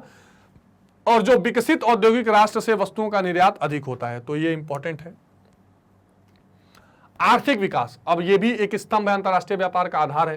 किसी देश का अंतर्राष्ट्रीय व्यापार आर्थिक विकास पर निर्भर करता है। जैसे कृषि प्रधान देशों से विनिर्माण वस्तुओं का निर्यात किया जाता है, जबकि औद्योगिक राष्ट्रों से मशीनरी और निर्मित उत्पादों का निर्यात किया जाता है। और ये देश खाद्यान्न और कच्चे माल का आयात करते हैं। तो जो विकसित देश होंगे, जो औद्योगिक देश होंगे, वो अपने बने बनाए सामानों को भेजेंगे और कच्चा माल इंपोर्ट करेंगे। जो कृषि आधारित देश होंगे वो कच्चा माल या उससे विनिर्मित वस्तु जो होंगी उसको भेजेंगे। तो इस तरह का ट्रेड पैटर्न देखने को मिलता है। जिस तरह का आर्थिक विकास रहेगा उसी तरह का इंटरनेशनल ट्रेड भी दिखाई देगा। और अर्थव्यवस्था का प्रारूप कैसा है, वो कृषि आधारित है कि मशीनरी आधारित है, ये भी इस पर डिपेंड करता है। विदेशी निवेश की सीमा, जिसको कहते हैं लिमिट टू फॉरेन इन्वेस्टमेंट, अंतर्राष्ट्रीय व्यापार का अन्य महत्वपूर्ण आधार विदेशी निवेश की सीमा है। विदेशी निवेश विकासशील देशों में व्यापार को बढ़ावा देता है। जैसे हमने क्या किया है, हमने अलग अलग सेक्टर का एक लिमिट बना रखा है। जैसे हमने इंश्योरेंस सेक्टर को बोला कि 74% तक कोई इसमें आके इन्वेस्टमेंट कर सकता है, फिर 100% किया। कहीं कहीं हमने क्या है कि भाई आप 50% से ज्यादा इन्वेस्ट नहीं कर सकते। तो हम जिन क्षेत्रों को जितना ज्यादा निवेश करने की लिमिट देंगे बाहरी लोगों को, उतना तेजी से फिर अंतर्राष्ट्रीय ट्रेड बढ़ेगा। तो यह निवेश खनन यानी माइनिंग में, भारी अभियांत्रिकी में, बागवानी, अन्य अल्प विकसित उद्योगों में किया जा सकता है। इससे उत्पादन में वृद्धि होती है और आयात निर्यात सुनिश्चित होता है और इस चक्र से व्यापार की वृद्धि होती है। तो जितना ज्यादा इन्वेस्टमेंट होगा व्यापार और ट्रेड उतना बढ़ता रहेगा। परिवहन, तो भाई हमने पहले भी चर्चा की है कि जो ट्रांसपोर्टेशन है वो तो रीढ़ की हड्डी है, लाइफ लाइन है किसी भी ट्रेड के लिए। तो व्यापार के लिए आवश्यक है कि परिवहन के साधनों का समुचित विकास हो। अविकसित परिवहन के साधन व्यापार पर प्रतिबंध करते हैं। जाहिर सी बात है भाई, आपको इंटरनेशनल ट्रेड में कई फैक्टर लेने होते हैं। एक, जहां पर चीज बन रही है वहां से आप क्या करेंगे, रेलवेज तक पहुंचाएंगे तो स्थल रोड ट्रांसपोर्ट चाहिए, फिर रेलवेज वो पोर्ट या बंदरगाह तक ले जाएगी तो रेलवे चाहिए उसके लिए, फिर पोर्ट से पानी के जहाज उसको दूसरे देश में ले जाएंगे तो सी ट्रांसपोर्टेशन चाहिए। तो अलग अलग जो ट्रांसपोर्टेशन के माध्यम इसमें काम आते हैं। कुछ ऐसी वस्तुएं हैं जिनको केवल लंबे परिवहन द्वारा ही भेजा जा सकता है, जैसे रत्न, आभूषण, मसाले, खर, तेल। तो ये सारी चीजें जरूरी हैं। वस्तुओं का अभाव, विश्व का कोई भी देश ऐसा नहीं है जिसमें किसी न किसी का अभाव ना हो। जैसे जापान के पास क्या नहीं है, जापान के पास खनिज पदार्थ ज्यादा नहीं है, किसी के पास मशीनरीज नहीं है। मालदीव जैसे देशों, बहुत सारे देश हैं जिनके पास, गल्फ कंट्रीज का पानी नहीं है, कई देशों के पास तेल नहीं है। तो अब ये अपनी अपनी जो जरूरतें हैं, अपनी अपनी जो कमियां हैं, इन कमियों को पूरा करने के लिए फिर एक दूसरे के साथ हम क्या करते हैं, साझा व्यापार करते हैं और ये मल्टीलेटरल ट्रेड बनती है। यह देश दूसरे देशों से कच्चे माल की बड़ी मात्रा में आयात करते हैं। इसी प्रकार अन्य वस्तुओं का अभाव अंतर्राष्ट्रीय व्यापार का आधार है। तो ये जो स्कैर्सिटी है ना, ये जो कमी है, ये स्कैर्सिटी क्या बन रही है, ये इंटरनेशनल ट्रेड का आधार बन रही है ना। तो आपको पता है अर्थव्यवस्था, अर्थशास्त्र का नियम है कि wants are unlimited and sources, resources are limited. तो इसलिए फिर क्या करना पड़ता है, हम वहां पर इकोनॉमिक्स पिक्चर में आती है, ट्रेड पिक्चर में आती है। तो ये जरूरी बात है, इसको आप ध्यान रखेंगे। राजनीतिक संबंध यानी इंटरनेशनल रिलेशंस, तो पूरी दुनिया के जो राजनीतिक संबंध हैं ये दिशा तय करते हैं कि किस तरह का इंटरनेशनल ट्रेड होगा। जिन देशों के राजनीतिक संबंध अच्छे होते हैं उनका आपसी और व्यापार भी अधिक होता है। भारत और रूस के अच्छे संबंध भारत के व्यापार का एक बहुत बड़ा आधार था। जाहिर सी बात है, खास करके 1990 जब तक हमने न्यू इकोनॉमिक पॉलिसी ने अपनाई, भारत रूस का ट्रेड बहुत ज्यादा था। आज भारत के संबंध अनेक देशों से अच्छे हैं और भारत का व्यापार इन देशों में बहुत अधिक है। बिल्कुल, हमने कई देशों के साथ जो है हथियारों का व्यापार शुरू किया है, हमने कई देशों के साथ जो टेक्नोलॉजी का व्यापार शुरू किया है, हमने कई देशों के साथ टेक्नोलॉजी का व्यापार शुरू किया है। तो अब दुनिया भर के देशों के साथ हम ट्रेड कर रहे हैं और बैलेंस बना के चल रहे हैं। अब देखिए, एक तो हमने देख लिया कि क्या क्या आधार हैं जो इंटरनेशनल ट्रेड के, अंतर्राष्ट्रीय बाजार के हैं। अब देखेंगे कि अंतर्राष्ट्रीय व्यापार के पक्ष कौन कौन से हैं, कौन कौन से एस्पेक्ट्स हैं जो बहुत इंपॉर्टेंट हैं। तो एक व्यापार का परिमाण, परिमाण कह सकते हैं आपकी क्वांटिटी की बात की जा रही है ना, कि कितने लेवल तक आप कर रहे हैं व्यापार, यानी किस स्तर का, बड़े स्तर पे या छोटे स्तर पर। फिर व्यापार संयोजन और व्यापार की दिशा, ये दो तीन ऐसी चीजें हैं जो अंतरराष्ट्रीय व्यापार के महत्वपूर्ण पक्ष हैं या एस्पेक्ट्स माने जाते हैं। समझ रहे हैं बात को? आइए एक एक करके इन एस्पेक्ट्स को देखते हैं। व्यापार के परिमाण की अगर बात करें तो व्यापार की गई वस्तुओं के अंतर्गत आयात और निर्यात सम्मिलित है। परिमाण व्यापार की गई वस्तुओं का वास्तविक तौल या परिमाण होता है, कितना है वो, क्वांटिटी वाइज कितना है, अर्थात कितने मूल्य की वस्तुओं का एक दूसरे के साथ निर्यात किया गया है और कितने मूल्य की वस्तुओं का दूसरे देशों से आयात किया गया है, ये यूएस डॉलर में लगाकर ज्ञात किया जाता है। अभी आगे आपको मैं भुगतान संतुलन, बैलेंस ऑफ पेमेंट बताऊंगा। तो अंतरराष्ट्रीय व्यापार में बहुत देखा जाता है कि भाई किसी देश को हम केवल एक्सपोर्ट कर रहे हैं कि इंपोर्ट भी कर रहे हैं, या केवल इंपोर्ट कर रहे हैं कि एक्सपोर्ट भी कर रहे हैं, ये दोनों का बैलेंस बना जरूरी है। अगर मान लीजिए हम किसी देश से केवल माल मंगा रहे हैं और कुछ बेच नहीं रहे हैं तो हम हमेशा प्रेशर में रहेंगे। हमारा जो बैलेंस है विदेशी मुद्राओं का, क्योंकि देखिए ज्यादातर विदेशी मुद्राओं में ही ट्रेड होता है, तो हमको उतनी, हम अगर कुछ एक्सपोर्ट नहीं करेंगे तो बाहर से पैसा कैसे आएगा, तो केवल इंपोर्ट करना पॉसिबल नहीं है। तो व्यापार का परिमाण यानी क्वांटिटी कितनी है, इस बात पर ध्यान रखना होता है कि केवल हम इंपोर्ट ही कर रहे हैं कि एक्सपोर्ट भी कर रहे हैं, दोनों का बैलेंस बनाना जरूरी है। व्यापार संयोजन की अगर हम बात करें तो व्यापार संयोजन का अर्थ है कि वर्तमान व्यापार किस प्रकार का है। प्रारंभिक समय में व्यापार अधिकांशतः प्राथमिक उत्पादों का था, जो कृषि पर आधारित उत्पाद होते थे, जैसे हमने रेशम से शुरू किया था, फिर कॉटन। लेकिन आज क्या है, उसका नया नया तरीका बदलता गया, टेक्नोलॉजी का व्यापार हो रहा है, सर्विसेज का हो रहा है, इंटेलेक्चुअल प्रॉपर्टीज का हो रहा है, बौद्धिक संपदाओं का। तो पहले क्या था, इस कच्चे माल की उपलब्धता का नतीजा हुआ कि कच्चे माल के निर्यात ने विनिर्माण वस्तुओं का स्थान ले लिया। फिर कच्चे माल के बाद अब जो प्रोडक्ट, जो गुड्स बन चुके हैं, जो प्रोडक्ट, जो मैन्युफैक्चर्ड गुड्स हैं, वो व्यापार में आने लगे। जहां तक महाद्वीपीय व्यापार संयोजन की स्थिति का है तो विश्व में एशियाई देश भारत, चीन, सऊदी अरब, ईरान आदि देशों का व्यापार बढ़ रहा है, जबकि यूरोपीय देशों का योगदान अब धीरे धीरे कम हो रहा है। ठीक है, तो ये व्यापार संयोजन है। व्यापार की दिशा, समय के अनुसार व्यापार की दिशा बदलती गई। प्राचीन काल में वर्तमान विकासशील देश में रेशम, बहुमूल्य पत्थर, हीरे जवाहरात, सोना, चांदी और शिल्प आदि का सामान यूरोपीय देशों में निर्यात करते थे। ये बड़ा इंपॉर्टेंट समझ लीजिएगा। पहले क्या हुआ कि हम जैसे जो देश थे जहां पर ये प्राकृतिक संपदाएं थी, हम उसको एक्सपोर्ट करते थे और ज्यादा संपन्न थे। लेकिन बाद में ये चेंज होता गया ट्रेंड। एशिया में भी आप देखें तो भारत और चीन मुख्य रूप से थे, फिर जापान इंटर कर गया। अर्थव्यवस्था में परिवर्तन आया, जिससे कि अंतर्राष्ट्रीय व्यापार में भी मूलभूत परिवर्तन मिला और यूरोपीय देशों ने कच्चे माल के स्थान पर विनिर्माण वस्तुओं को अपने उपनिवेशों में निर्यात करना शुरू कर दिया। वेरी वेरी इंपॉर्टेंट, यहीं से कहानी बदली है। पहले चीन और भारत जैसे देश संपन्न थे, सोने की चिड़िया कहे जाते थे, यहां से चीजों का एक्सपोर्ट होता था और पैसा आता था। फिर क्या हुआ, इसको गुलाम बनाया गया, उपनिवेश बनाया गया, यहां का कच्चा माल वो अपने देश ले गए और बना बनाया माल वो भारत में और चीन जैसे देशों में उपनिवेशों में लाकर बेचने लगे और उनका एक्सपोर्ट बढ़ा, हम इंपोर्ट करते रहे और हमारी अर्थव्यवस्था कमजोर होती चली गई। तो दिशा बदलती गई। तीसरा एशियाई देश जापान भी शामिल हो गया भारत चीन के बाद। 20वीं शताब्दी के उत्तरार्ध में विश्व व्यापार की दिशा में बहुत परिवर्तन हुआ। आज चीन और भारत विकासशील देश में सबसे ऊंची अर्थव्यवस्था वाले देश उभर कर आ रहे हैं। ये डेवलपिंग कंट्रीज की बात की जाए तो हम तेजी से फिर डेवलप हो रहे हैं, क्योंकि इन्होंने व्यापार की प्रकृति को बदल दिया है। क्योंकि हमने क्या किया, जो हमारे ऊपर केवल इंपोर्ट करने का लादा गया था, फिर हमने सभी देश आजाद हुए। आजाद होने के बाद हमने अपनी अपनी इकोनॉमिक पॉलिसीज बनाई, हमने अपने अपने आर्थिक नीतियां बनाई, हम खुद भी प्रोडक्शन करने लगे और धीरे धीरे, खास करके चीन का अगर आप उदाहरण दें तो उन्होंने पहले कम्यून सिस्टम अपनाया, बाद में तरह तरह के सुधार करके, और उन्होंने क्या करना शुरू कर दिया, पूरी दुनिया में अपना एक्सपोर्ट बढ़ाना शुरू कर दिया और पूरी दुनिया में अपना माल बेचने लगे। और जो आज दुनिया में अलग अलग देश है जिन पर पहले यूरोपियंस का एक तरह से कब्जा था अपने माल बेचने में, अब भारत और चीन जैसे देश, जापान जैसे देश उसको एक्सपोर्ट कर रहे हैं। तो व्यापार की दिशा बदल रही है। तो अंतरराष्ट्रीय व्यापार के ये तीन एस्पेक्ट्स आपको ध्यान रखने हैं कि व्यापार का जो है वो परिमाण या वॉल्यूम ऑफ ट्रेड कितना है, जिसको एक्चुअली में कहेंगे वॉल्यूम ऑफ ट्रेड। दूसरा ये कहेंगे कि व्यापार की दिशा क्या है और व्यापार का संयोजन कैसा है। ये तीन महत्वपूर्ण पक्ष आपको अंतरराष्ट्रीय व्यापार के ध्यान रखने हैं। तो ये इंपॉर्टेंट है, इसको ध्यान रखेंगे। अब देखिए एक और इंपॉर्टेंट कॉन्सेप्ट शुरू होता है और वो है व्यापार संतुलन। ये दुनिया भर में जो पूरा इंटरनेशनल ट्रेड आप देख रहे हैं उसका आप कह सकते हैं कि एक थ्योरेटिकल बहुत इंपॉर्टेंट एस्पेक्ट है। व्यापार संतुलन को हम कहते हैं, अंग्रेजी इसका ये इकोनॉमिक्स का शब्द है, इसको कहते हैं ट्रेड या बैलेंस ऑफ ट्रेड, एक्चुअली कहते हैं इसको balance of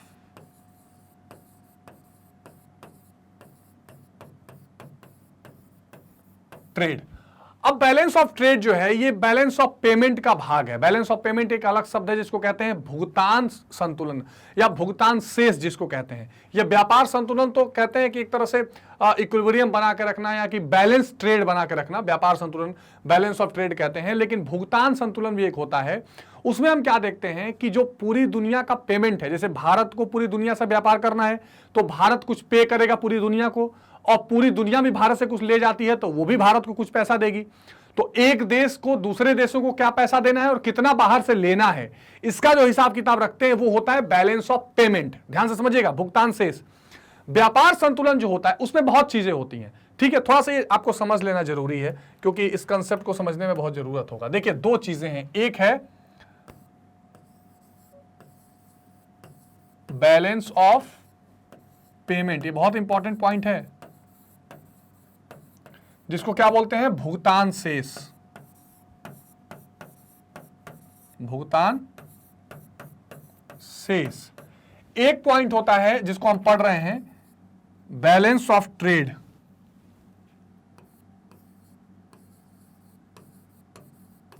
balance of trade जिसको कहते हैं व्यापार संतुलन। व्यापार संतुलन, ठीक। अब इसका मतलब क्या हुआ, इसमें केवल वस्तुओं का, ठीक, इसमें केवल वस्तुओं का, खास करके जो विजिबल वस्तुएं हैं, केवल किसका, केवल वस्तुओं का, वस्तुओं का आयात निर्यात, आयात निर्यात, यानी एक्सपोर्ट एंड इंपोर्ट ऑफ, यहां केवल गुड्स, कोई सर्विसेज नहीं, कोई ट्रांसफर पेमेंट नहीं, कुछ नहीं। देखिए जो एक देश होता है ना, उसको दुनिया भर के कई सारे पैसे लेने होते हैं, कई सारे पैसे देने होते हैं। जैसे वस्तुओं का आयात निर्यात करेगा, सेवाओं का करेगा, सर्विसेज का करेगा, लोन ले सकता है, लोन दे सकता है, किसी को वैसे ही मदद कर सकता है जिसको ट्रांसफर पेमेंट्स वगैरह कहते हैं, गिफ्ट मिल सकता है, वो सारी चीजें भुगतान का पार्ट बनेंगी, भुगतान से इसका। इसमें गुड्स भी होगा, इसमें सर्विसेज भी होंगी, ठीक, इसमें ट्रांसफर पेमेंट भी होगा जो मदद करना एक दूसरे की, ग्रांट होगा, लोन होगा, ठीक, इन्वेस्टमेंट या जिसको निवेश कहते हैं, ठीक है, निवेश से भी पैसा बाहर जाता है या अंदर आता है, सब कुछ होगा। इन सारे चीजों की वजह से जो लेन देन का हिसाब है वो बीओपी, बैलेंस ऑफ पेमेंट में जाता है, बीओपी बोलते हैं। और केवल वस्तुओं जो दिखाई दे रही हैं, दिखाई देने वाली वस्तुओं का जो व्यापार होता है, इसको बीओटी कहते हैं, बैलेंस ऑफ ट्रेड कहते हैं, ठीक है, ये आप ध्यान रखेंगे। ये दो चीजें होती हैं। तो यहां पर हमको वो यही व्यापार संतुलन पढ़ना है कि एक देश का दूसरे देश के साथ या दूसरी दुनिया के देशों के साथ जो वस्तुओं के आयात निर्यात का पूरा प्रलेखन या अकाउंटेंस है, उसको हम व्यापार संतुलन कहते हैं। व्यापार संतुलन एक देश के द्वारा अन्य देशों को आयात और निर्यात की गई वस्तुओं की मात्रा का प्रलेखन है। प्रत्येक देश कुछ वस्तुओं का आयात करता है और कुछ अन्य वस्तुओं का निर्यात करता है। यदि किसी देश द्वारा आयात की जाने वाली वस्तुओं की अपेक्षा निर्यात की जाने वाली वस्तुओं का मूल्य अधिक है तो देश का व्यापार संतुलन धनात्मक होगा या तो ऋणात्मक होगा। अब देखिए ये जो बैलेंस ऑफ पेमेंट, ये जो व्यापार संतुलन आप देख रहे हैं, ये क्या हो सकता है, ये ऋणात्मक भी हो सकता है और ये क्या हो सकता है, धनात्मक भी हो सकता है ना। दो तरह का, जिसको अंग्रेजी में फेवरेबल अनफेवरेबल कहते हैं। तो एक तो होगा धनात्मक, ठीक है, और एक हो सकता है ऋणात्मक, ठीक, जिसको निगेटिव कहते हैं। इसका मतलब क्या हुआ, धनात्मक में क्या होगा, जो एक्सपोर्ट होगा, जो निर्यात होगा ना, एक्सपोर्ट जो होगा वो ज्यादा होगा किससे, इंपोर्ट से, ठीक, इस बात का ध्यान रखिए, एक्सपोर्ट ज्यादा होगा इंपोर्ट से। और ऋणात्मक में क्या हो जाएगा, इंपोर्ट ज्यादा हो जाएगा एक्सपोर्ट से। इंपोर्ट क्या होगा, इंपोर्ट ग्रेटर देन एक्सपोर्ट, यानी यहां आयात ज्यादा है निर्यात कम है, यहां आयात ज्यादा है, सॉरी, यहां आयात ज्यादा है निर्यात कम है, यहां निर्यात ज्यादा है आयात कम है। आ रही बात समझ में। तो जब निर्यात ज्यादा कोई देश करता है, जब एक्सपोर्ट ज्यादा करता है तो उसका व्यापार संतुलन धनात्मक बना रहता है, और जब वो केवल बाहर से चीजों को मंगाता है तो ऋणात्मक बन जाता है, जाहिर सी बात है। तो ये मैं आपको इतना इंफेसिस करके इसलिए बता रहा हूं कि पूरी दुनिया में अंतर्राष्ट्रीय व्यापार का ये बहुत बड़ा एक एक फैक्टर है जिसको देखा जाता है अंतरराष्ट्रीय व्यापार में, थोड़ा इकोनॉमिक्स का पॉइंट है। तो व्यापार संतुलन का कुल मिला के क्या है, एक्सपोर्ट यानी निर्यात और इंपोर्ट किस चीज का देखा जाएगा, केवल विजिबल आइटम्स का, विजिबल गुड्स यानी जो वस्तुएं दिखाई पड़ती हैं उनका इंपोर्ट एक्सपोर्ट का जो लेखा जोखा हम रखते हैं वो व्यापार संतुलन में होता है। वो दोनों बराबर भी हो सकता है एक्सपोर्ट ज्यादा हो जाए इंपोर्ट कम हो जाए तो धनात्मक, अगर इंपोर्ट ज्यादा हो जाए एक्सपोर्ट कम हो जाए तो ऋणात्मक। ठीक है, तो पहला हमने क्या कंडीशन देखा कि यदि किसी देश के द्वारा आयात की जाने वाली वस्तुओं की अपेक्षा निर्यात की ज्यादा है तो वो धनात्मक होता। इसके विपरीत यदि किसी वस्तु के निर्यात की जाने वाली वस्तुओं के मूल्य की अपेक्षा आयात की वस्तुओं का मूल्य अधिक है तो व्यापार संतुलन ऋणात्मक हो जाएगा। धनात्मक व्यापार संतुलन वाले देशों को साहूकार देश और ऋणात्मक व्यापार संतुलन वाले देशों को ऋणी देश कहते हैं। बिल्कुल ठीक बात। तो जिनका धनात्मक है यानी जो ज्यादा एक्सपोर्ट कर रहे हैं, जो ज्यादा माल बाहर भेज रहे हैं वो साहूकार देश हैं, और जो कम माल बाहर भेज रहे हैं, जो केवल मंगाने में लगे हुए हैं, वो एक तरह से कह सकते हैं कि ऋणी देश हैं या डेटर कंट्रीज कहा जाता है।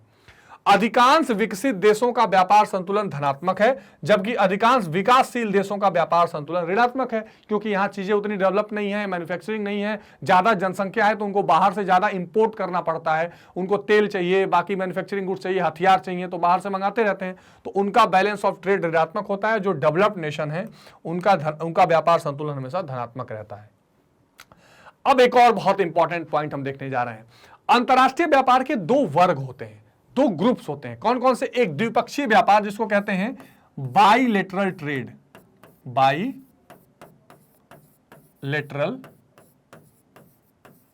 ट्रेड, और एक होता है बहुपक्षीय व्यापार जिसको कहते हैं मल्टीलेटरल ट्रेड। ये बहुत इंपॉर्टेंट शब्दावलियां हैं, मैं आपको बता रहा हूं ताकि आपको ये ध्यान में रहे और आप इन चीजों को कभी भी समझ सकें। आप हिंदी माध्यम से भी पढ़ रहे हैं तो भी ये ऐसे शब्द हैं जिसको आप जरूर जानिए।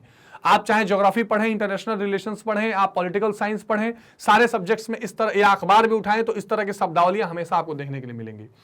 अब आइए इन वर्ग को समझते हैं। द्विपक्षीय व्यापार का मतलब ये हो जाता है कि जब दो देश कोई आपस में व्यापार करते हैं, जैसे मान लीजिए भारत और श्रीलंका में कोई ट्रेड हुआ, भारत और अमेरिका में कोई ट्रेड होगा, अमेरिका और इंग्लैंड में कोई ट्रेड होगा, चीन और ऑस्ट्रेलिया में कोई ट्रेड होगा। जब दो देश, दो पक्ष, द्विपक्षीय यानी दो पक्ष मिलकर कोई ट्रेड करते हैं तो उसे द्विपक्षीय व्यापार कहते हैं। बहुपक्षीय व्यापार में क्या होता है? जब कई सारे देश मिलकर एक संस्था बना ले और ट्रेड करें, है ना। जैसे मान लीजिए आप आसियान का उदाहरण देख लीजिए, 10 लोगों का समूह है, 10 मिलकर एक साथ ट्रेड कर रहे हैं। जैसे आप सार्क का बना लीजिए, 7 देश हैं और उन्होंने मिलकर ट्रेड करना शुरू कर दिया, 8 देश, है ना। यूरोपियन यूनियन 26-27 देश हैं जो मिलकर एक दूसरे से व्यापार कर रहे हैं। तो ये क्या है? मल्टीलेटरल ट्रेड है। अच्छा, अब ये क्या होता है? द्विपक्षीय व्यापार के लिए बाइलेटरल ट्रेड एग्रीमेंट साइन होते हैं। ठीक, ये भी आप ध्यान रखिए। समझौते, द्विपक्षीय व्यापार समझौते, और बहुपक्षीय व्यापार के लिए मल्टीलेटरल ट्रेड एग्रीमेंट शामिल होते हैं, यानी बहुपक्षीय व्यापार समझौता। ठीक, तो अब कई देशों का एक दूसरे देशों के साथ साझा एक तरह से समझौता होता है, द्विपक्षीय का भी और मल्टीलेटरल ट्रेड के भी समझौते होते हैं। पूरी दुनिया में ये चीजें बर्निंग इश्यूज बनी हुई हैं और ये इस तरह चलता रहता है। ठीक है, तो ये आप ध्यान रखेंगे। दो पक्ष मिलकर व्यापार करेंगे तो द्विपक्षीय व्यापार, कई सारे पक्ष मिलकर व्यापार करेंगे तो बहुपक्षीय व्यापार। तो यह व्यापार दो देशों के मध्य होता है। कौन सा? द्विपक्षीय। ठीक, यह व्यापार आपसी समझौते से निर्दिष्ट वस्तुओं के लिए होता है जिससे आपस में व्यापार कर सकें। बिल्कुल ठीक बात। तो आपस समझौता कर लिया और व्यापार करने लगे वस्तुओं का। बहुपक्षीय व्यापार, इस प्रकार का व्यापार बहुत से व्यापारिक देशों के साथ किया जाता है। इस व्यापार में देश सर्वाधिक अनुकूल राष्ट्रों से व्यापारिक साझेदारों के माध्यम से व्यापार करते हैं। तो जो साझेदार हो सकते हैं, जो देशों के साथ आपका बन सकता है, उन देशों के साथ बन के आप क्या करते हैं? व्यापार करते हैं। तो बहुपक्षीय यानी मल्टीलेटरल, कई कंट्रीज रहेंगी, द्विपक्षीय यानी दो पक्ष रहकर व्यापार करेगा। ठीक है, अब एक और बहुत इंपॉर्टेंट पॉइंट पर हम पहुंच रहे हैं, मुक्त व्यापार यानी फ्री ट्रेड। Free trade.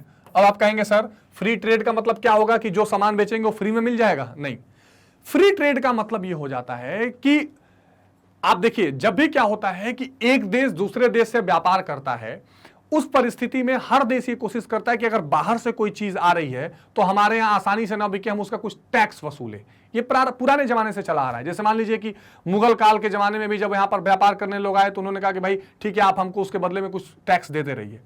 तो व्यापार पर जो टैक्स लगाया जाता है उस टैक्स को कम करना या खत्म करना ही कहलाता है मुक्त बाजार, मुक्त व्यापार। सिंपल भाषा में समझिए, पूरी दुनिया में जैसे जैसे ग्लोबलाइजेशन और भूमंडलीकरण बन रहा है और जो विश्व व्यापार संगठन, जिसको हम आगे चर्चा करेंगे, WTO का जब आगमन हुआ, तब से ये मुक्त व्यापार की वकालत ज्यादा होने लगी। मुक्त व्यापार यानी बिना करों के व्यापार, या जो टैरिफ्स आपने सुना होगा, ट्रेड टैरिफ जो होते हैं, जो कर लगाए जाते हैं अंतर्राष्ट्रीय व्यापार पर या ट्रेड पर, उस कर को कम करना या खत्म करना। मुक्त व्यापार का अर्थ है उदारीकरण। उदारीकरण यानी लिबरलाइजेशन। देखिए, भारत के संदर्भ से भी अगर आप समझिए तो हमने सन 1991 के आसपास नई आर्थिक नीति अपनाई थी, जिसको हम न्यू इकोनॉमिक पॉलिसी कहते हैं। इसमें 3 चीजें हमने अपनाई थी। एक तो लिबरलाइजेशन यानी उदारीकरण, प्राइवेटाइजेशन यानी व्यक्तिकरण यानी या कह सकते हैं कि प्राइवेट प्रॉपर्टी को देना, और ग्लोबलाइजेशन यानी भूमंडलीकरण। तो जब हमने लिबरलाइजेशन किया, जब उदारीकरण किया, तो उसका मतलब क्या है? उसका मतलब यह है कि जितने आपने रिस्ट्रिक्शंस लगा रखे हैं, पहले हमने क्या किया था, हम 2-4 चीजों को छोड़ के बाकी चीजें सब सरकार के हाथ में रहेंगी, उसको हटाओ, प्राइवेट को आने दो। हमने क्या बोला कि अगर कोई हमारे यहाँ ट्रेड करने आएगा तो 50%, 60% हम टैक्स वसूलते थे, है ना। एक्साइज ड्यूटी बहुत हाई थी हमारी, कुछ ऐसी चीजें थी जिसको हम इंटर होने ही नहीं देते थे। इस चीजों को लिबरल करना, यानी कि जो टैक्स व्यापार हो रहा है, व्यापार को आसान बनाना, व्यापार को सस्ता बनाना, इसको हम मुक्त व्यापार की कड़ी में रखते हैं। ठीक, तो मुक्त व्यापार का अर्थ है उदारीकरण। इसमें व्यापार कुछ व्यापार की नीतियों में परिवर्तन करके किया जाता है। क्या परिवर्तन होता है? इसमें व्यापारिक अवरोध हटा दिए जाते हैं। जो अवरोध हैं, जो परेशानी का कारण बनाए हुए हैं, जो हमने रिस्ट्रिक्शंस लगा रखे हैं, वो हटा दिए जाते हैं। सम शुल्क घटा दिया जाता है, सीमा शुल्क, बेसिकली इसको सीमा शुल्क आप समझ लीजिए। सीमा शुल्क इसमें हटा दिया जाता है। सीमा शुल्क किसको कहते हैं? बॉर्डर जो टैक्सेस होते हैं उनको हम हटा देते हैं, तो सीमा शुल्क को इसमें हटा दिया जाता है। ठीक है, सीमा शुल्क। मान लीजिए कि भारत में कोई जहाज लेकर पहुंचा और उस जहाज में मान लीजिए कि कोई खाने पीने की चीजें हैं, अब हम बोले कि नहीं, पहले हमको इतना टैक्स दो तभी आने देंगे। नहीं, ऐसा नहीं है। घरेलू उत्पाद और सेवाओं से प्रतिस्पर्धा हो जाती है। भाई देखिए, ये टैरिफ्स क्यों लगाए जाते हैं या ये टैक्सेस पहले क्यों लगाए जाते थे? भारत ने भी आजादी के बाद बहुत दिन तक लगाया। इसका कारण क्या है समझिए। हुआ ये कि भारत में भी पहले अंग्रेजों ने यहां पर व्यापार किया। उन्होंने हमारे कच्चे माल को ले जाकर बाहर बेचना, बाहर उसको विकसित करके सामान में बदल के भारत में लाके बेचते थे। वो मशीनों में बना के लाके बेचते थे, सस्ता बेचते थे। भारत में उतना अच्छा सामान बन नहीं पाता था, महंगा बनता था। तो यहां का जो बाजार था वो खत्म होने लगा और उन्होंने पूरे बाजार को अपने अंदर कैप्चर कर लिया। तो इसी चीज से डर कर जो बाकी देश थे, उन्होंने कहा कि अगर बाहर से कोई हमारे यहाँ व्यापार करने आएगा तो इतनी आसानी से हम नहीं करने देंगे। हम उस पर इतना टैक्स लगाएंगे कि हम तो कमाएंगे और उसकी चीज भी महंगी हो जाएगी, क्योंकि टैक्स वो जनता से वसूलेगा, तो उसकी चीज महंगी हो जाएगी। तो यहाँ के लोगों का जो बाजार है वो बना रहेगा, व्यापार उन लोगों का सस्ता चलता रहेगा। समझ रहे हैं आप बात को? लेकिन जैसे ही हम मुक्त व्यापार की तरफ बढ़ते हैं तो जो घरेलू उत्पाद और सेवाएं हैं उनमें क्या हो जाती है, एक कॉम्पिटिशन आ जाता है, क्योंकि उनकी भी माल सस्ता आता है, यहाँ का भी माल रहता है। परिणाम स्वरूप सभी स्थानों से वस्तुएं और सेवाएं प्राप्त की जा सकती हैं। और फिर ये नहीं रहता कि एक ही जगह मिलेगा। फिर जैसे मान लीजिए भारत में पहले एक कंपनी टीवी बनाती थी, एक कंपनी ट्रैक्टर बनाती थी। जब हमने क्या किया, ओपन मुक्त व्यापार किया या जो हमने लिबरलाइजेशन करके बाहरी देशों को यहाँ व्यापार करने की अनुमति दी, तो कोई भी चीज आज मार्केट में देखिए, अगर भारतीय कंपनी बनाती है तो उसके 10 ऑप्शन विदेशी कंपनियों के भी खुले हैं, है ना। तो इसलिए लोगों को चॉइस मिलती है, फिर कॉम्पिटिशन में अच्छी चीजें बनती हैं। यद्यपि मुक्त व्यापार विकासशील देशों की अर्थव्यवस्था को प्रभावित करता है, क्योंकि इसमें सस्ती और शीघ्र ही प्राप्त होने वाली वस्तुओं को खरीदा जाता है। जाहिर सी बात है, जो इतने अंडर डेवलप्ड या डेवलपिंग कंट्रीज या विकासशील देश हैं, यहाँ लोग क्या सोचते हैं, सस्ता क्या है, कम पैसे में ज्यादा चीजें अगर मिल जाएं तो देखिए तेजी से लोग खरीदना शुरू कर देते हैं। तो ये मुक्त व्यापार का एक परिणाम है। एक और शब्द कहते हैं डंपिंग करना, डंप करना। डंप करना का मतलब ये होता है कि जब से कोई देश क्या करता है कि इतनी ज्यादा चीजें लाकर भारतीय के या किसी एक अर्थव्यवस्था में डालना शुरू कर देगा, है ना। जैसे सस्ता बनाएगा, खूब ज्यादा। अगर आप देखिए, आप मार्केट में निकलिए, चाइनीज माल दुनिया भर के आपको दिखेंगे कि बहुत संख्या में यहाँ डंप हुए हैं और लोग उसको खरीद रहे हैं। विभिन्न कारणों से अलग अलग कीमत की किसी वस्तु को 2 देशों में विक्रय करने की प्रथा डंप करना कहलाती है। इससे बचना चाहिए, क्योंकि घरेलू उत्पादकों को नुकसान पहुंचता है। वो लोग क्या करते हैं कि सस्ता ले आकर और खूब यहाँ भरते रहते हैं और यहाँ के लोग उसको कंप्लीट नहीं कर पाते। तो डंपिंग से क्या होता है, जो हमारा घरेलू उत्पाद है, घरेलू जो व्यापार है, वो प्रभावित होता है। ठीक है, हाँ। अब देखिए, एक इंपॉर्टेंट पॉइंट पर हम पहुंचे हैं और वो पॉइंट है अंतरराष्ट्रीय व्यापार में विश्व व्यापार संगठन का योगदान। यानी वर्ल्ड ट्रेड ऑर्गेनाइजेशन का योगदान। ये बहुत ही इंपॉर्टेंट एक पॉइंट है जिसको आपको ध्यान रख के चलना है। WTO world trade organisation. देखिए स्टूडेंट्स, क्या हुआ कि 1945 में द्वितीय विश्व युद्ध खत्म हुआ। जब द्वितीय विश्व युद्ध खत्म हुआ तो इस बात पर चर्चा होने लगी कि अब बहुत मारामारी हो गई। अच्छा, द्वितीय विश्व युद्ध में एक चीज आप समझिए कि जो USSR था, यानी कि सोवियत संघ और अमेरिका दोनों ने मिलकर जर्मनी और जापान जैसे देशों को हराया था। इन दोनों देशों में एक समस्या थी।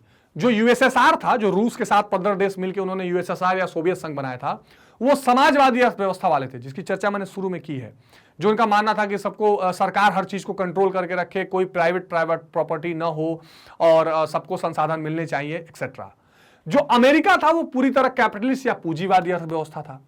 अब दुनिया भर में व्यापार होना था तो जाहिर सी बात है किसी न किसी एक तरह की अर्थव्यवस्था को चुनना था। तो अब वहां 2-3 चीजें की गई विश्व युद्ध के बाद। एक तो संयुक्त राष्ट्र संघ यानी UNO बनाया गया, जिससे पूरी दुनिया में शांति रहे और पूरी दुनिया में अच्छा व्यापार हो सके शांति से। तो उस समय एक बनाया गया GATT, general agreement on trade and tariff. ये 1948 में आया है, 45 के बाद। और इसने ये प्रयास किया कि धीरे धीरे हम व्यापार को ठीक से पटरी पर पूरी दुनिया का ले चलें, किसी के साथ अन्याय ना हो, कोई समस्या हो तो देख लें। काम करते करते कई सारे समझौते होते गए। लास्ट में 1995 में ये गेट की जगह ले ली WTO वर्ल्ड ट्रेड ऑर्गेनाइजेशन, जिसको आप विश्व अंतरराष्ट्रीय में विश्व व्यापार संगठन के नाम से जानते हैं। ठीक, इसके बारे में चर्चा करेंगे, समझेंगे। तो सन 1948 में टैरिफ और व्यापार समन्वय संधि, सामान्य संधि यानी general agreement on tariff and trade हुआ। इसका मुख्य उद्देश्य अपने सदस्य देशों की समृद्धि और विकास के लिए निर्बाध व्यापार को लक्ष्य को बढ़ावा देना था। भारत भी उसमें जुड़ रहा था। इसका मुख्य उद्देश्य वस्तु व्यापार में प्रतिस्पर्धा को सुनिश्चित करना कि कंपटीशन बना रहे, कोई एक देश ना बेचे। इसके लिए व्यापार के जो अवरोध हैं उसको समाप्त करना और उन्हें कम करना और अंतर्राष्ट्रीय व्यापार को प्रोत्साहन देना। तो इसका काम यह था कि जितने अवरोध या रिस्ट्रिक्शंस लगे हुए हैं दुनिया भर में व्यापार को, उसको कम किया जाए, इंटरनेशनल ट्रेड को प्रमोट किया जाए। ठीक है जी। यद्यपि इस कार्य के संपादन के साथ साथ यह भी प्रस्ताव था कि सदस्य देश द्वारा लगाए गए गैर टेरिफ प्रतिबंध में भी कमी लाई जाए। कुछ देश ऐसे थे जिन्होंने कोई टैक्स या टेरिफ नहीं लगाया था, लेकिन बाकी बहुत रिस्ट्रिक्शंस लगाए गए कि हम इस कंपनी को नहीं आने देंगे, हम इस तरह का व्यापार यहां नहीं होने देंगे। तो ये गैर टेरिफ तरीके का प्रयास था, इसको भी हटाने पर जोर दिया गया। धीरे धीरे उरुग्वे जो कंट्री दक्षिण अमेरिका में आप जानते हैं, यहां पर कई सारे बातचीत शुरू हुई। तो इसके 8वें दौर में 5 प्रस्तावों के परिवर्तन करते हुए गैट का स्थान विश्व व्यापार संगठन ने ले लिया और विश्व व्यापार संगठन की जनवरी 1995 में स्थापना की गई और 30 दिसंबर 1994 को ही वर्तमान विश्व व्यापार संगठन का सदस्य भारत भी बन गया। तो कहानी गेट से शुरू हुई, कई तरह के बातें और राउंड्स और चर्चाएं चलती रहीं और 1995 में विश्व व्यापार संगठन का स्थापना हुआ, जिसका उद्देश्य यह था कि तरह तरह के जो बाधाएं हैं व्यापार की, उसको हटा के अंतरराष्ट्रीय व्यापार को प्रमोट किया जाए और इसके अलग अलग विंग्स या शाखाएं बनाई गई जो अलग अलग तरह के समस्याओं को समाधान करेंगी। अगर कोई डिस्प्यूट होगा तो समाधान करेंगी, किसी तरह के सब्सिडीज पर कोई दिक्कत होगी तो समाधान करेंगी। और इसने फिर अपना काम करना शुरू किया, जिसको डिटेल में भी थोड़ा हम देखने का प्रयास करें। ठीक है, देखिए WTO के से संबंधित सवाल आपके ज्योग्राफी से भी इंपॉर्टेंट हैं, पॉलिटिकल साइंस में पूछा जाता है, जो कॉम्पिटिटिव एग्जामिनेशंस आप देते हैं उसमें भी बहुत पूछा जाता है। तो WTO के बारे में ठीक से आप ध्यान रखेंगे। ठीक है, अब देखिए विश्व व्यापार संगठन ने विशेषकर भारत पर इस बात पर जोर दिया कि अभी विश्व व्यापार संगठन की और चीजें मैं आपको डिस्कस करूंगा, लेकिन क्या इसका इतिहास चल रहा है, क्या इसका योगदान रहा है, उस पर चर्चा करते हैं। अच्छा, एक चीज आप ध्यान रखिए कि विश्व व्यापार संगठन जो है ये विकासशील, इसने ये कहा कि जो विकासशील देश हैं, जो डेवलपिंग नेशंस हैं, हम इनके डेवलपमेंट पर ज्यादा बात करेंगे, इनके पक्ष में ज्यादा बात करेंगे। ठीक, वह अपने आयात शुल्कों को कम करें। उन्होंने भारत पे भी कहा कि आप भी, चूंकि देखिए एक तो विश्व व्यापार संगठन का यह भी काम था कि जितने तरह के रोक या बाधाएं हैं उसको दूर करेंगे। तो भारत को भी कहा कि आपने बहुत ज्यादा इंपोर्ट ड्यूटी लगाया हुआ है, आयात शुल्क लगाया हुआ है, कोई चीज बाहर से आती है तो उस पर बहुत टैक्स वसूलते हैं, उसको कम करिए। उपभोग वस्तुओं के आयात पर लगाई गई पाबंदियों को हटाइए ताकि बाहर से सस्ती चीजें आए। मात्रात्मक प्रतिबंध कम करिए। मात्रात्मक प्रतिबंध को कहते हैं क्वांटिटेटिव रिस्ट्रिक्शंस। अब इसमें दो तरह की चीजें होती हैं, टैरिफ और कोटा। थोड़ा सा इकोनॉमिक्स हो रहा है, समझिए। जो मात्रात्मक प्रतिबंध होते हैं दो तरीके के होते हैं। एक होता है टैरिफ, जैसे मान लीजिए कोई चीज बाहर से आई तो उस पर टैक्स लगा दिया, टैरिफ है। और एक होता है कोटा, कि आप इतने से ज्यादा कुछ मंगा ही नहीं सकते। मान लीजिए गेहूं है तो 100 कुंटल ज्यादा नहीं मंगाना है, तो ये कोटा होता है। तो इस प्रतिबंध को हटाने के लिए बोला, जिससे प्रभावित होकर भारत ने पूंजी वस्तुओं, संगठनों, अंतर्वेदी वस्तुओं और कच्चे मालों पर आयात शुल्क 40% तक कर दिया, जो बहुत ऊपर था नीचे कर दिया। भारत को अनेक वस्तुओं पर लगाए गए मात्रात्मक प्रतिबंध हटाने पड़े, जिससे भारतीय बाजार में विदेशी उपभोग वस्तुओं की बाढ़ आ गई। अच्छा, ये मत भूलिए कि WTO 1995 में आया और 1992 से ही हम एक तरह से नई 1991 से ही, बल्कि 1991 से ही हम न्यू इकोनॉमिक पॉलिसी, हमने आर्थिक सुधार भी किया था, तो उसमें भी हमको ये सारी चीजें कम करनी थी और WTO भी कर रहा था। तो भारत ने ये सारी प्रतिबंधों को जब हटाया तो भारत में विदेशी चीजें बहुत ज्यादा आने लगी, क्योंकि भारत का व्यापार बढ़ा है। भारतीय उद्योग को नुकसान हुआ तो भारत ने जैसे पुरानी वस्तुओं के आयात की आजादी दे दी, तो भारत में क्या हुआ, जैसे ही हमने ये सारे मात्रात्मक चीजें हटाई तो बाहर से चीजें आने लगी, और जब यहाँ बाहर से चीजें आने लगी तो यहाँ की चीजें महंगी लगने लगी, क्वालिटी भी यहाँ की चीजों में उतनी बेहतर नहीं थी, तो यहाँ के उद्योगों को नुकसान हुआ। आज भी एग्जाम्पल देखिए, आप टीवी देख लीजिए, विदेशी कंपनियों के ज्यादा है, मोबाइल देख लीजिए, गाड़ियां देख लीजिए, तो ये सब विदेशी कंपनियों के ज्यादा यहाँ दिखाई पड़ेंगे। पूरी दुनिया का हाल है। तो लिहाजा भारतीय ऑटोमोबाइल उद्योग को गहरी चोट लगी। हाल ही के वर्षों में भारतीय बाजारों में चीनी वस्तुओं की बाढ़ आ गई है। इनमें बैटरी, सेल, कलाई पर बांधने वाली घड़ी, सिगरेट, लाइटर, छोटी छोटी चीजें आप जो डेली, यहां तक कि चाइनीज जो होते हैं भारत के त्योहारों के भगवानों को भी बनाते हैं, तो ये चीजें भी भारत की अर्थव्यवस्था में देखने के लिए मिल रही है। ये WTO का ये पूरा ये योगदान आप कह सकते हैं। यही स्थिति कृषि के साथ है। देखिए, ये थोड़ा सा टेक्निकल मामला है, मैंने एग्जाम्पल में लिख दिया, लेकिन हम पहले समझ लेते हैं, फिर मैं थोड़ा सा इशारा दे दूंगा आपको। यह स्थिति कृषि के साथ है। इसमें विकसित देशों को आगामी 6 वर्षों और विकासशील देशों को 10 वर्षों में अपनी अनुदान राशि क्रमशः 20%, 13% कम करना था, परंतु विकसित देशों ने इस संधि को निष्क्रिय बनाने के लिए ग्रीन बॉक्स और ब्लू बॉक्स अनुदान के अधीन अपनी कृषि को सहायता पहुंचाई। उपयुक्त संदर्भों के आधार पर कहा जा सकता है कि विश्व व्यापार संगठन की भूमिका विदेशी व्यापार में संतोषजनक नहीं है। देखिए, खास करके पूरी दुनिया में ये जो अनुदान या सब्सिडीज हैं, इस मामले को लेकर विश्व व्यापार संगठन का बड़ा विरोध होता रहा है। विश्व व्यापार संगठन ये बोलता है, पहले वहां ये डिसाइड हुआ कि जितने देश हैं अपने यहाँ जो एग्रीकल्चर पे सब्सिडी दे रहे हैं, जो छूट दे रहे हैं, उस छूट की वजह से जो अल्टीमेट कॉस्ट आ रही है उसमें डिफरेंस आ रहा है। मान लीजिए कोई देश है जो अपने यहाँ कोई कृषि पे छूट नहीं दे रहा है, तो वहां कृषि वाले जो प्रोडक्ट है वो महंगे हो रहे हैं, कोई छूट दे रहा है तो वो सस्ते में बेच पा रहा है। तो WTO ने बोला कि कोई छूट नहीं देगा, आपने अपनी सब्सिडी कम करिए। तो विकसित देशों ने क्या किया, इसमें भी सब्सिडी के 2-3 बॉक्सेस बन गए, ग्रीन बॉक्स, अंबर बॉक्स, ब्लू बॉक्स, यानी कहीं आप सब्सिडी दे सकते हैं, कहीं नहीं दे सकते हैं, वो डिटेल में कभी देखेंगे। अब यहां दिक्कत हो गई, विकसित देश क्या है, वो अगर सब्सिडी ना भी दें तो काम चलेगा। भारत एक विकासशील देश है। भारत जैसा देश क्या है, कृषि प्रधान देश है। हम अपने किसानों को या कृषि के होने वाले उत्पादन पर अगर छूट नहीं देंगे तो यहां कृषि करना संभव नहीं होगा। यहां आज भी कृषि पर टैक्स नहीं लगाया जाता, कृषि पर आधारित अर्थव्यवस्था है, किसानों का अपना आंदोलन भी हो जाता है।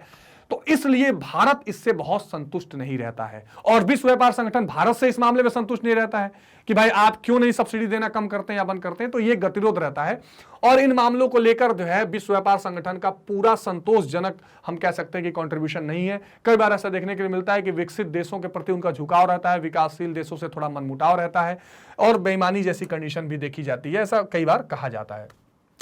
अब मैं विश्व व्यापार संगठन के 2-3 और फैक्ट आपको बता देता हूं। विश्व व्यापार संगठन एक तो 1995 में ये आया, इसको आप ध्यान रखिएगा, किसको हटा के आया, गेट को। उसके बाद इसका मुख्यालय कहां है, जिनेवा है, जो स्विट्जरलैंड में है, ठीक है, यूरोप में। भारत विश्व व्यापार संगठन का संस्थापक सदस्य है जब से वो बना है, और इसके टोटल 164 सदस्य हैं। ये WTO के बारे में आप जरूर ध्यान रखिएगा, ठीक। तो विश्व व्यापार संगठन के 164 सदस्य हैं, भारत संस्थापक सदस्य में है, और इसका हेडक्वार्टर कहां है, जिनेवा स्विट्जरलैंड में है। तो इस चीज का ध्यान रखना है। अब देखिए, एक और इंपॉर्टेंट पॉइंट पर आ रहे हैं, और वह है प्रादेशिक व्यापार समूह, जिसको कहते हैं रीजनल ट्रेड सेंटर। अब देखिए, जैसे हम अंतरराष्ट्रीय व्यापार, पूरा इंटरनेशनल ट्रेड पढ़ रहे हैं, तो एक बात को ध्यान रखना है कि इंटरनेशनल ट्रेड में पूरी दुनिया आती है, पूरी दुनिया में छोटे छोटे ग्रुप्स भी बने हैं। जैसे मान लीजिए कि मैं बोलूं कि पूरे वर्ल्ड में एशिया को एक तरफ रख दीजिए, या यूरोप को एक तरफ रख दीजिए, या दक्षिण अमेरिका या नॉर्थ अमेरिका को एक तरफ रख दीजिए, और उनके छोटे छोटे ग्रुप्स बना दीजिए।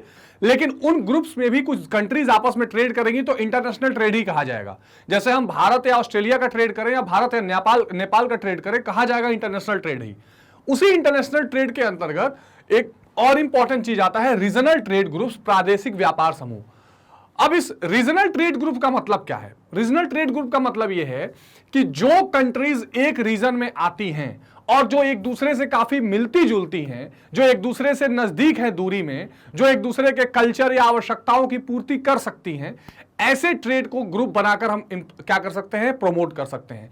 और यही करने के लिए दुनिया भर में कई सारे प्रादेशिक व्यापार समूह या रीजनल या क्षेत्रीय व्यापार समूह भी इनको आप कह सकते हैं। रीजनल को प्रादेशिक भी कह सकते हैं, क्षेत्रीय कह सकते हैं, तो भी कोई दिक्कत नहीं है। तो ये समूह इसलिए बनाए गए ताकि भौगोलिक सामीप्य, यानी क्या होगा, जो दूरी की कमी है, यानी कि जो इन दोनों में आपसी जो दूरी की कमी है, जो आपस के साथ लगे हुए समीप है। समरूपता मतलब होता है होमोजेनिटी, यानी कई चीजों में एक जैसे होंगे। जैसे अगर आप भारत पाकिस्तान का एग्जांपल लीजिए तो यहाँ का कल्चर, यहाँ के खान पान का जो रीति रिवाज है, ये सब बहुत चीज आपको, नेपाल का ले लीजिए, भारत और नेपाल को कहते हैं रोटी और बेटी का संबंध है ना, यानी शादी विवाह एक दूसरे से होता है, खान पान भी एक जगह चलता है। इस तरह आप बांग्लादेश ले लीजिए, श्रीलंका ले लीजिए, तो ये जो रीजनल ग्रुप्स हैं। इसी तरह आप साउथ ईस्ट एशिया में चले जाइए तो Myanmar, Brunei, Cambodia, Laos, Philippines, Singapore, Indonesia, ये सारे क्या हैं, एक दूसरे के साथ वाले देश हैं और एक दूसरे के काफी मिलते जुलते कल्चर वाले भी देश हैं। तो इन दोनों में भौगोलिक सामीप्य होगी, समरूपता होगी, एक दूसरे की आवश्यकताओं की पूर्ति को ध्यान में रखने के लिए ये सारे व्यापार साथ साथ विकास किया जाता है। तो इन देशों के व्यापार पर लगे प्रतिबंध वो हटाते भी हैं। तो ये समूह इसलिए बनाए गए हैं कि एक दूसरे के समीप हो, समरूपता हो और आवश्यकताओं की पूर्ति को ध्यान में रखते हुए व्यापारों पर लगे प्रतिबंध को हटा सकें। यानी कहने का मतलब यह है कि यहां पर मुक्त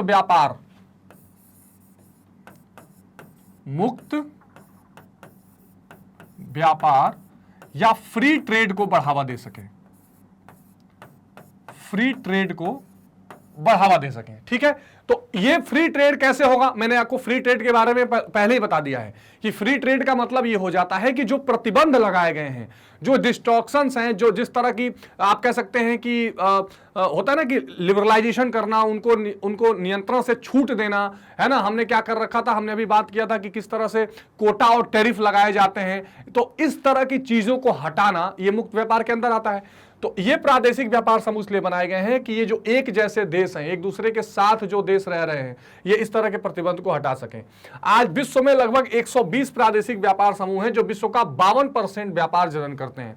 यानी अगर आप ध्यान से देखें तो पूरी दुनिया का जो 50% से अधिक का ट्रेड है वो इस तरह के समूहों द्वारा किया जा रहा है। कहीं साफ्टा है, कहीं सार्क है, कहीं पे आसियान है, कहीं पे कॉमनवेल्थ ऑफ इंडिपेंडेंट नेशंस है, यूरोपीय यूनियन है, बहुत सारे एग्जांपल्स हैं। कुछ एग्जांपल्स को हम देखेंगे भी। तो आप ये ध्यान रखिए, प्रादेशिक व्यापार समूह, रीजनल ट्रेड सेंटर या क्षेत्रीय व्यापार समूहों की ये भूमिका है कि एक साथ वाले देश, एक जैसे देश एक दूसरे के साथ मुफ्त व्यापार को आगे बढ़ाएं और प्रतिबंध को हटाएं। अब इसमें एक उदाहरण देखते हैं, आसियान, जिसको बोलते हैं association of south east Asian nation. इसमें सबसे पहली बात ध्यान रखिए, कई बार जो सबसे ज्यादा कंफ्यूजन होती है, भारत इसका सदस्य क्या है, बताइए। नहीं, भारत इसका सदस्य नहीं है। सबसे पहला बात मैं ही बोल देता हूं आपको, क्योंकि अक्सर कॉम्पिटिटिव एग्जामिनेशन में भी और आपके चाहे जो भी एग्जाम आप देते हैं, कई बार ये क्वेश्चन पूछता है कि क्या भारत आसियान का सदस्य है, तो no, India is not a member of ASEAN. ठीक है, ऑब्जर्वर मेंबर है साथ में, लेकिन मेंबर इसका नहीं है। अब ये आसियान का मतलब क्या है, इसका वैसे ही समझ लीजिए, association of south east Asian nation, यानी दक्षिण पूर्वी एशिया के जो देश हैं उनका आपस में ये एक समूह है। भारत दक्षिण पूर्व एशिया का देश नहीं है, भारत मैप पे क्या है, दक्षिण एशिया का देश है, साउथ एशिया का देश है। ठीक है, सब कॉन्टिनेंट है, इंडियन सब कॉन्टिनेंट कहा जाता है इसको। तो लेकिन दक्षिण पूर्वी एशिया के जो देश हैं उन देशों का ये समूह है। देशों की चर्चा मैं करूंगा। ठीक, तो यह दक्षिण पूर्वी राष्ट्रों का एक समूह है। इसका मुख्यालय जकार्ता इंडोनेशिया में है। इंडोनेशिया आपको पता है कि कई द्वीप समूहों से मिलकर बना हुआ है, तो कई इसमें बहुत खूबसूरत द्वीप समूह है, कई छोटे छोटे आइलैंड्स हैं। इसकी स्थापना 8 अगस्त 1967 1967 में बैंकॉक में हुई थी। ठीक है, तो ये बिल्कुल ध्यान रखिएगा, बहुत ही इंपॉर्टेंट। ये जैसे WTA के कुछ इंपॉर्टेंट मैं लाइंस बताई, ये आसियान से संबंधित हैं। इसके संस्थापक सदस्य इंडोनेशिया, मलेशिया, फिलीपींस, सिंगापुर और थाईलैंड, ये पांचों ने मिलकर इसको बनाया था। वर्तमान में इसके 10 सदस्य हो गए हैं। कौन कौन से, कई बार 11 लोग कह देते हैं। ब्रुनेई, दारुसलाम एक ही है, उसको अलग मत समझिएगा। तो Brunei, Cambodia, Indonesia, Malaysia, Laos, 5 ये महत्वपूर्ण देश हैं, ध्यान से समझिए। Brunei, Cambodia, Indonesia, Malaysia, Laos. आगे के कौन सी कंट्रीज हैं, म्यांमार, सिंगापुर, फिलीपींस, थाईलैंड और वियतनाम। ये वो देश हैं, आप मैप पे भी देखेंगे तो बिल्कुल एक साथ ये सारे देश हैं। ये वो देश हैं जिन्होंने क्या बनाया हुआ है, मिलकर आसियान बनाया हुआ है। फिर से, ठीक है, आसियान की स्थापना की हुई है। मैं फिर से लिख रहा हूं, कब किया गया, 1967। ठीक है, हेडक्वार्टर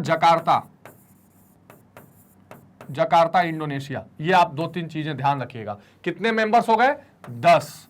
और ये रीजनल ट्रेड ग्रुप, प्रादेशिक व्यापार समूह या क्षेत्रीय व्यापार समूह के रूप में आप इसको देख सकते हैं। अब इन देशों का क्या है, इन देशों ने ये ग्रुप बनाकर एक दूसरे से मुक्त व्यापार की नीति अपनाई हुई है। एक दूसरे के यहाँ जो एक्सेस दिया हुआ है व्यापार का वो काफी ज्यादा फ्री दिया हुआ है, एक दूसरे से बिना किसी प्रतिबंध लगाए, ज्यादा टैरिफ एंड कोटा को लगाए मुक्त व्यापार को आगे बढ़ाते हैं और पूरी दुनिया में बहुत बड़ा व्यापार का हिस्सा। एक तरह से आप कह सकते हैं कि जब क्लास 12 का पॉलिटिकल साइंस में आपको बता रहा था, उसमें हमने चैप्टर में डिस्कस किया है, जो पॉलिटिकल साइंस के स्टूडेंट्स होंगे उसमें एक पॉइंट आया था सत्ता के वैकल्पिक केंद्र।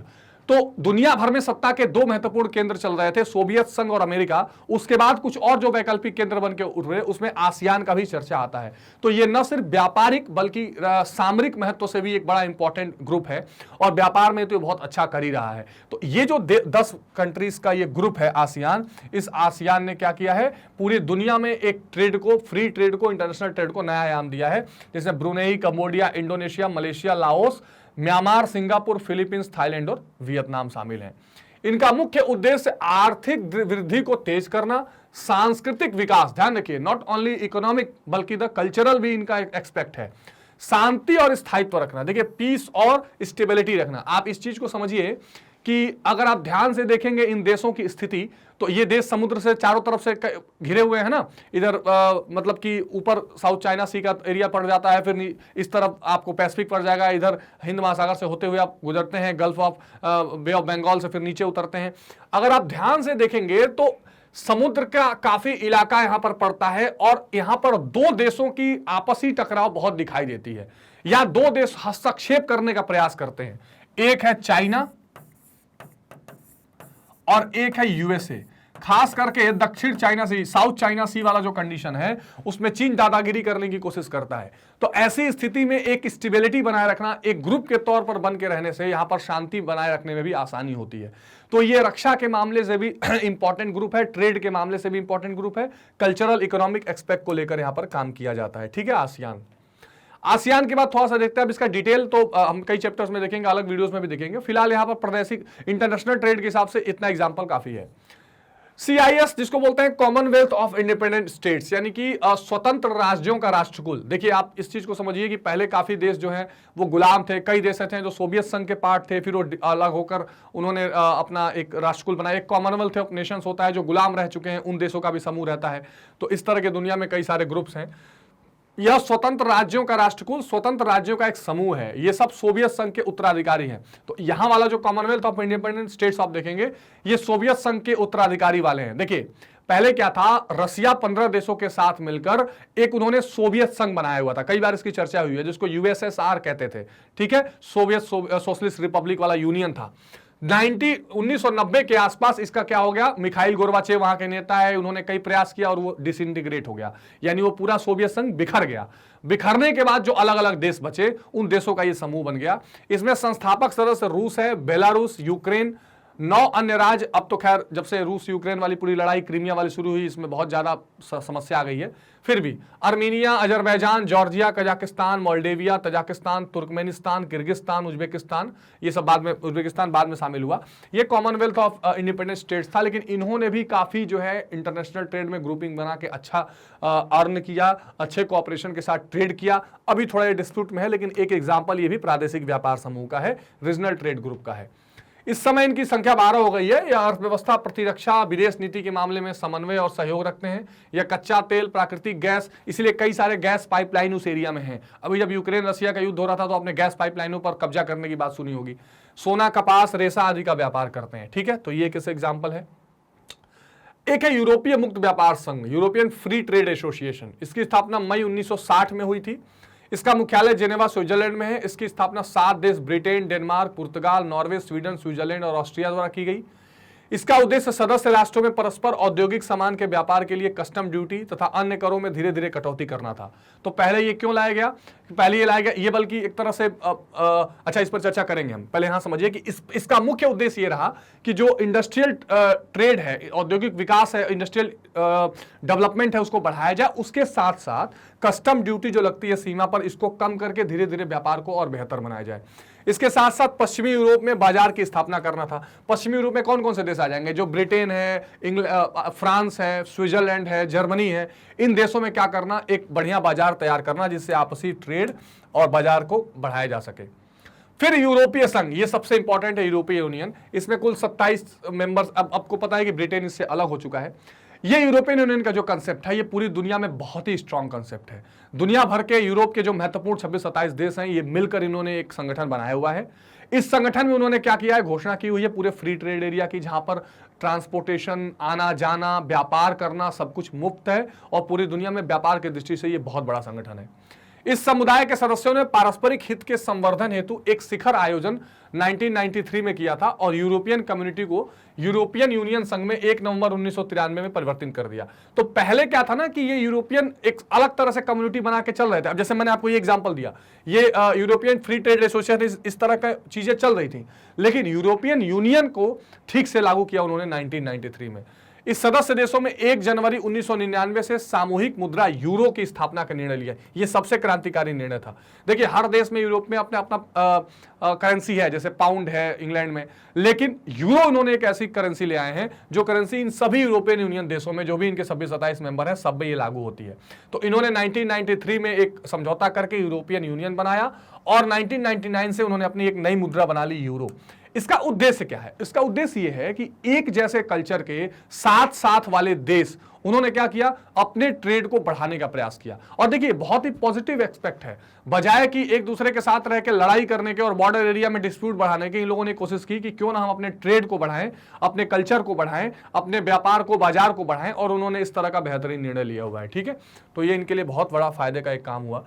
ठीक, इसके बाद एक और संगठन है organisation of petroleum export country, यानी पेट्रोलियम निर्यातक देशों का संघ, इसे ओपेक कहते हैं।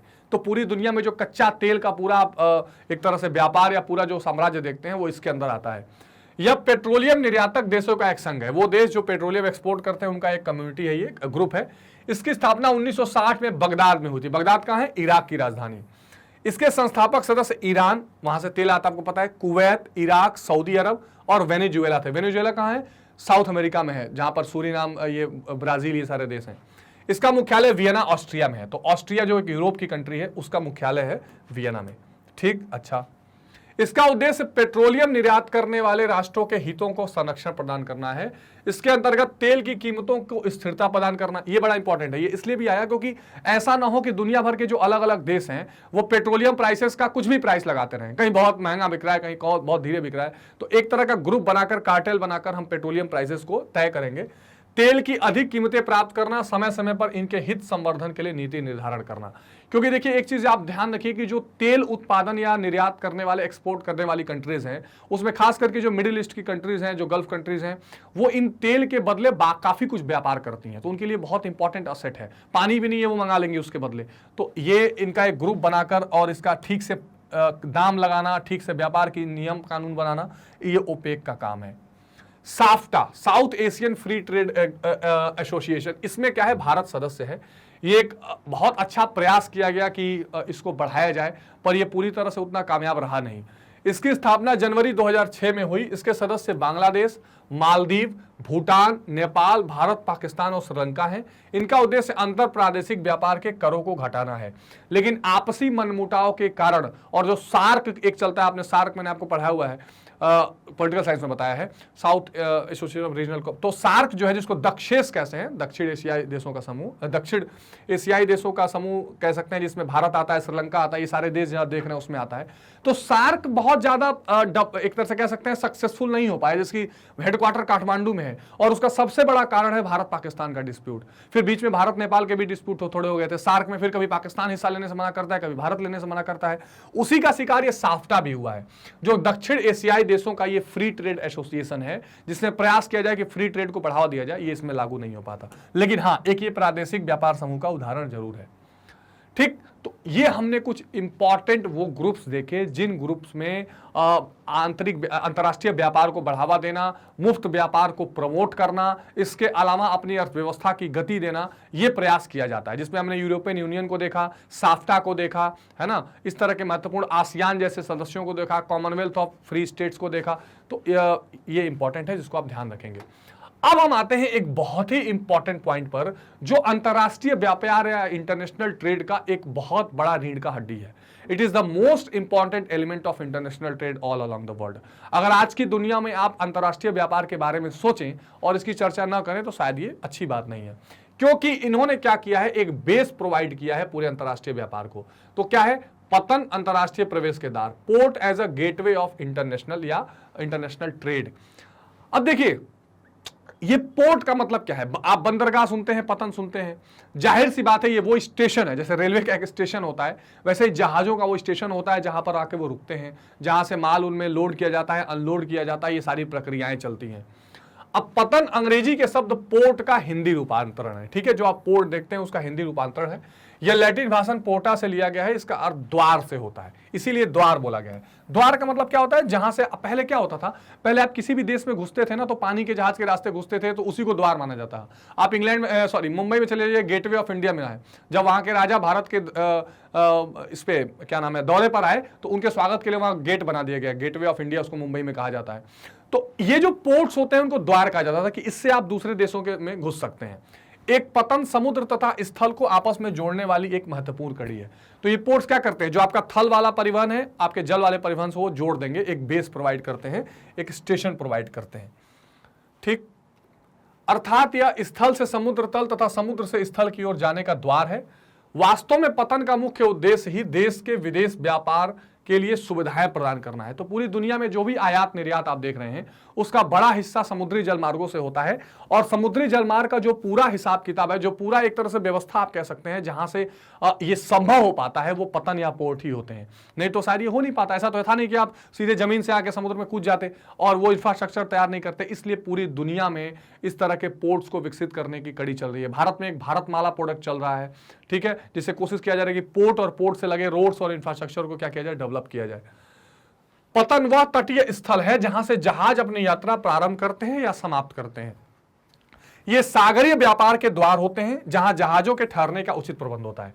देखिए हमने दो तरह से पढ़ा था, एक सागरीय जलमार्ग पढ़ा था, एक आंतरिक जलमार्ग पिछले चैप्टर में, इनलैंड वाटरवेज। तो सागरीय व्यापार और जलमार्ग का जो द्वार है ये पोर्ट होते हैं, और यहां पर जहाजों के रहने का पूरा ठहरने का उचित प्रबंध होता है, ठीक है। अब देखिए अगर आप ध्यान से देखें तो इन पतन के कई सारे प्रकार होते हैं, कई सारे इसके टाइप्स होते हैं। कौन कौन से? एक है यात्री पतन।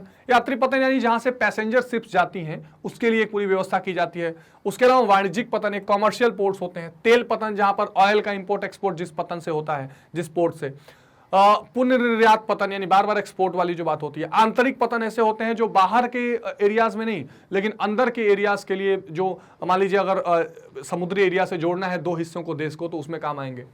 बाह्य पतन जो बाहर जाए। नेवी पतन, आपको पता है कि पूरी दुनिया में सबकी अपनी नेवी है, सुरक्षा की दृष्टि से भारत में भी कोस्ट गार्ड है, नेवी है, तो उनको यूज करने के लिए भी पोर्ट चाहिए तो वो इसको यूज करेंगे।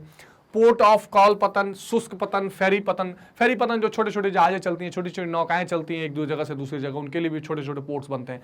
तो ये जो अलग अलग प्रकार हैं, इन प्रकारों के हिसाब से अलग अलग इंफ्रास्ट्रक्चर या अवसंरचना बनाई जाती है, ठीक। ये टाइप्स में आप ध्यान रखिए, इनका नाम लिख सकते हैं आप स्क्रीनशॉट में, ये आपको लिखने में काम आ सकते हैं।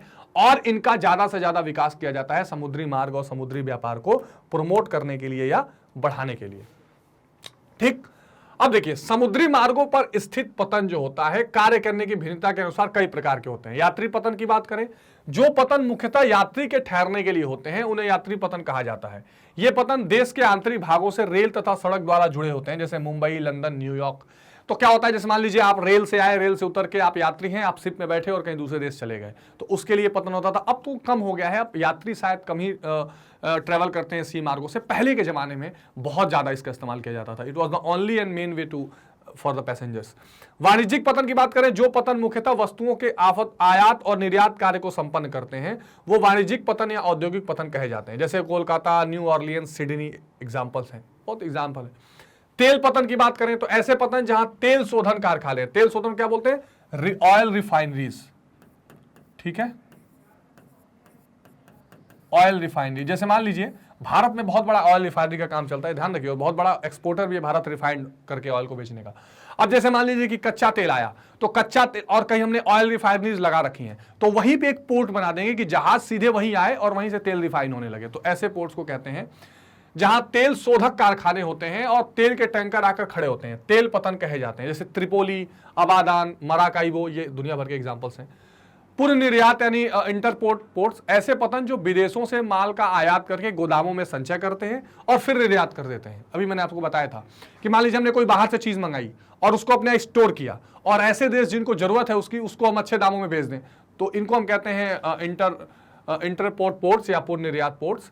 सिंगापुर, रोटरडम, कोपहेगन, ये सारे उदाहरण हैं जो ये इसके एग्जाम्पल्स हैं। आंतरिक पतन, इनलैंड पोर्ट्स, ऐसे पतन जो समुद्र से स्थल के भीतर स्थित होते हैं और किसी नदी अथवा नहर द्वारा समुद्र से जुड़े होते हैं। मान लीजिए, एग्जांपल कीजिए कि भारत में नेशनल वाटरवे 1 बन गया, ठीक, कहां से? हल्दिया से प्रयागराज। अब वो गंगा नदी से बनारस से कोई माल चला, वो नदी आकर फिर बंगाल की खाड़ी में आपको पता है मिलती है, तो वो नदी से जुड़ा हुआ है और उसी नदी से हमने क्या किया हुआ है, एक पोर्ट बना के समुद्र से जुड़ा हुआ है, तो वो इसका एग्जाम्पल है, ताकि वो नदी का माल सीधे समुद्र में चला जाए। तो ऐसे पतन जो समुद्र से स्थल के भीतर स्थित होते हैं और किसी नदी अथवा नहर से समुद्र से जुड़े होते हैं, उन्हें आंतरिक पतन कहा जाता है। जैसे कोलकाता का हुगली पोर्ट जो है, ये इसका उदाहरण है। लंदन टेम्स नदी द्वारा समुद्र से जुड़े हुए हैं, थेम्स नदी बहुत इंपॉर्टेंट नदी है। आउट पोर्ट्स किसको बोलते हैं? बाह्य पोर्ट्स। ऐसे पतन समुद्र तट पर स्थित वास्तविक पतन में दूर गहरे समुद्र में बनाए जाते हैं, ठीक।